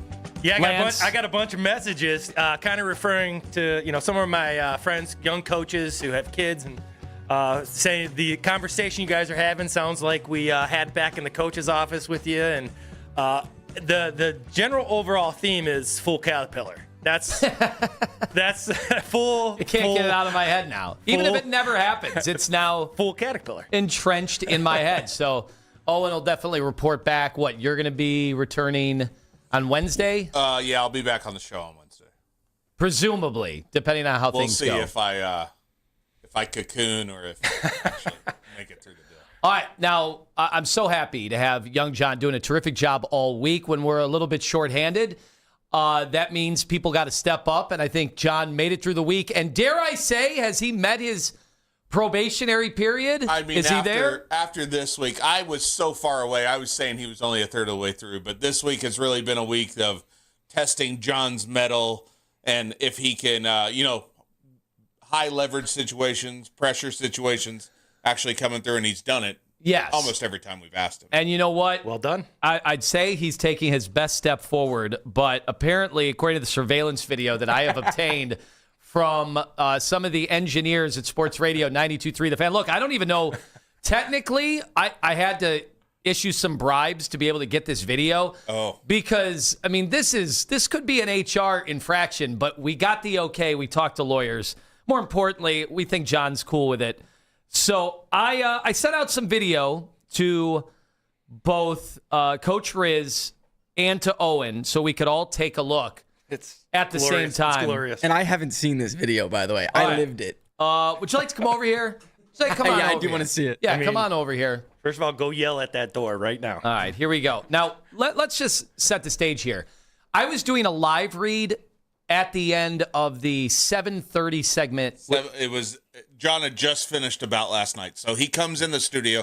John isn't in the studio normally with us during the majority of the show, but anytime we do like a big feature or anything with John about last night, he comes in and then he immediately gets back to his duties in the back of answering phones and things like that. Now, we had been a little hard, I'll be honest. It has been a stressful few days without Big Ken to kind of right the ship. So everybody kind of has to do a little more. And we were a little hard on, needing some audio and needing John to kind of run around and get stuff done. So all of a sudden, I'm doing the live read, and I hear a kaboom that you would have thought we had a 4.5 on the Richter scale, something like that go down, because it was just the loudest door slam I had ever heard. And so later in the show, off the air, I'm like, hey, are you okay? What happened there? And John wasn't really being forthcoming. Well, we'll get the video out on social media as long as John is okay with it. Video John, gold. Here is a look at it. Now, we have no sound, unfortunately, with the surveillance video. Really, that's just a track to make sure people are actually getting here on time and not stealing some of the equipment or some of the giveaways like in the old days. So here we go, John. We're going to watch John walk out of here, and he takes a fall, but his foot, almost like a wrestler, gets caught by the turnbuckles as he's getting tossed out of the ring. It's like when Ric Flair was trying to scamper away and then Lex Luger would catch him at the last second. Now, Coach Riz, what do you notice after he takes a tumble here? And talk about the footwork, if you can, that we see as John takes that tumble that resulted in the loudest door slam in the history of the Fan. And we've had some loud ones. Well, first of all, you can see that he's checking all the capacities, right? He's checking, make sure he's okay. He takes the shoe off. I thought that was a solid move, right? You take the shoe off before you get, then you get help at the end as well. You rebounded well. It looks like you didn't get the foot out before you tried to close the door. Got the toe caught. But then went down, but then got the toe out. I think he recovered well. It's well done. Well, what really happened is I slammed my fingers in the door. Oh, you got the fingers as well. Yeah. I originally, when my wife watched it with me about 15 times last night, she thought, "Oh, did he hit his head on the wall?" And we had to do the slow-mo. He's grabbing the back of his neck. It's his fingers that have just been almost severed off of his body, and he's in so much pain in so many areas. He puts it behind his. It's like his a stubbed face. toe He doesn't thing. even want to look at it. Dude, this is the biggest fear at home with our toddlers. They slam the doors on each other, and they're going to get a finger ripped off. It's a hard lesson. That's a hard lesson. Mark. It's going to happen. So I worried about John here when I saw this video, and he has the scar tissue to prove it. 2 fingers. He's giving us the 2-finger nasty salute. Wow. He's got 2 marks. The other thing I need you to do, John, real quick. Do you have the shoes on right now? Oh, you got to show. Show Coach the casualty of your shoe right now. So the shoe's got a hole in it. Yeah, the shoe. This gets better. Every time I watch it, now the shoe. There's so many things. There's so many little Easter eggs in the deal. And then when I watch it again, you went down hard. Backside a little sore, too? Not really. You went down. I mean, that was a good fall. So this is the workplace shenanigans that apparently young Joey, the video boy, is giving up, right? Yeah, and which, of course, your last video you're going to produce here at 92.3 The Fan is going to be the reaction to this video. I think our fans need to see this. John's girlfriend and other girlfriend or friend that's a girl, they need to be alerted to this. Women he meets on Hinge. The family on the tree farm, they need to see this. When he goes to Miami, stop watching it. I can't they stop need watching to see it. I'm looking for new things. Joey, that'll be your last act, I think, here at 92.3 The Fan. So you are moving on, but you will go from somebody who's working in the media to now, and we cover a lot of football, to now we get to ridicule you as a football coach. You are staying in sports. Yes, if you guys ever want to start breaking down some Division III football, I've got a good school in Columbus for you, Kenyon College. You can come break it down. Now, look, I'm somebody who I called a national semifinal game last year for ESPN Division III. That was with John Carroll. Now, you do have, I got to say, some audacity. You came in here wearing your Heidelberg gear, which is where you graduated, where you played football. Yeah. And so you're going to be helping out what position? The wide receivers. You're going to be doing wide receivers. So, first of all, do we think this is a step up for young Joey? Well, I went the opposite, right? So I was coaching forever, and I got, I'm doing some of this stuff. So it's different, but a lot of the same stuff you've had to deal with being on time, under pressure, getting stuff out. That will definitely prepare you for what you're about to do. Embrace the hours. There's going to be lots of hours. What are the hours going to be for? Because here it was like a 5-hour gig. This was amazing. Well, I think the thing that's going to be hard for you is you're never turned off. All of a sudden, you have players who are going to rely on you. You're always on. So there is no downtime anymore. There is no, I'm off the clock. Even though technically you won't be there, you're going to get embraced in it. So you're always going to be on. And especially you're in an academic school, you got recruiting, and you got this, and you got that. So you're a young guy. I think you'll love it. But embrace always being on, because that's what coaching is. You are never off. It's a lifestyle more than anything, from what I can tell. Absolutely. Absolutely. He's got the makeup. Absolutely. And he has the video stuff down, so that's and there's a no lot of problem. stuff. Yeah, and Mike Brown was a video coordinator. Right. Now he's a championship Bolster did coach. it too, right? Yep. No, I did. I painted the field, rolled the field, seeded. I did all that. You just do whatever you got to do to kind of make it what you want it. And, sure. And listen, Brandon Staley. Okay, Brandon Staley went from coaching at John Carroll to becoming a head coach in the NFL. All right, I didn't even think about that. The sky is the limit. No doubt. None of us are going to become the head coach of the Cleveland Browns or an NFL team. I think you can't put a ceiling on young Joey here. So And always make your last job last thing. Always make your last job. This job is your last job, because if you don't think like that, right, you're going to think about the next one, and then you don't put everything into this one. Think about this one being your last one, because then you'll get the next one you want. Yeah. It's a good way to look at it. Because if you don't climb, this is the one you want right now. So in 10 years, Joey's going to be coaching the Barcelona, whatever they're called. Whatever it takes. Look, I'd be throwing people under the bus, crawling over people to get to the next job. So take his advice. Don't take mine. You'll have a longer shelf life. Thanks for everything you did with the video. You took us to the next level. So we'll continue to monitor Kenyon football. They're getting a good one. All right, 4, Nathan Zagura. For Coach Riz and Daryl Ryder, we appreciate everybody listening this week. Kenny will return on Monday, and who knows, maybe a leader in the clubhouse in the quarterback derby could be shaping up. And Coach Riz will still be monitoring all of it clap. here on Sports Radio 92.3 The Fan. Vodka, whiskey, beer, tequila.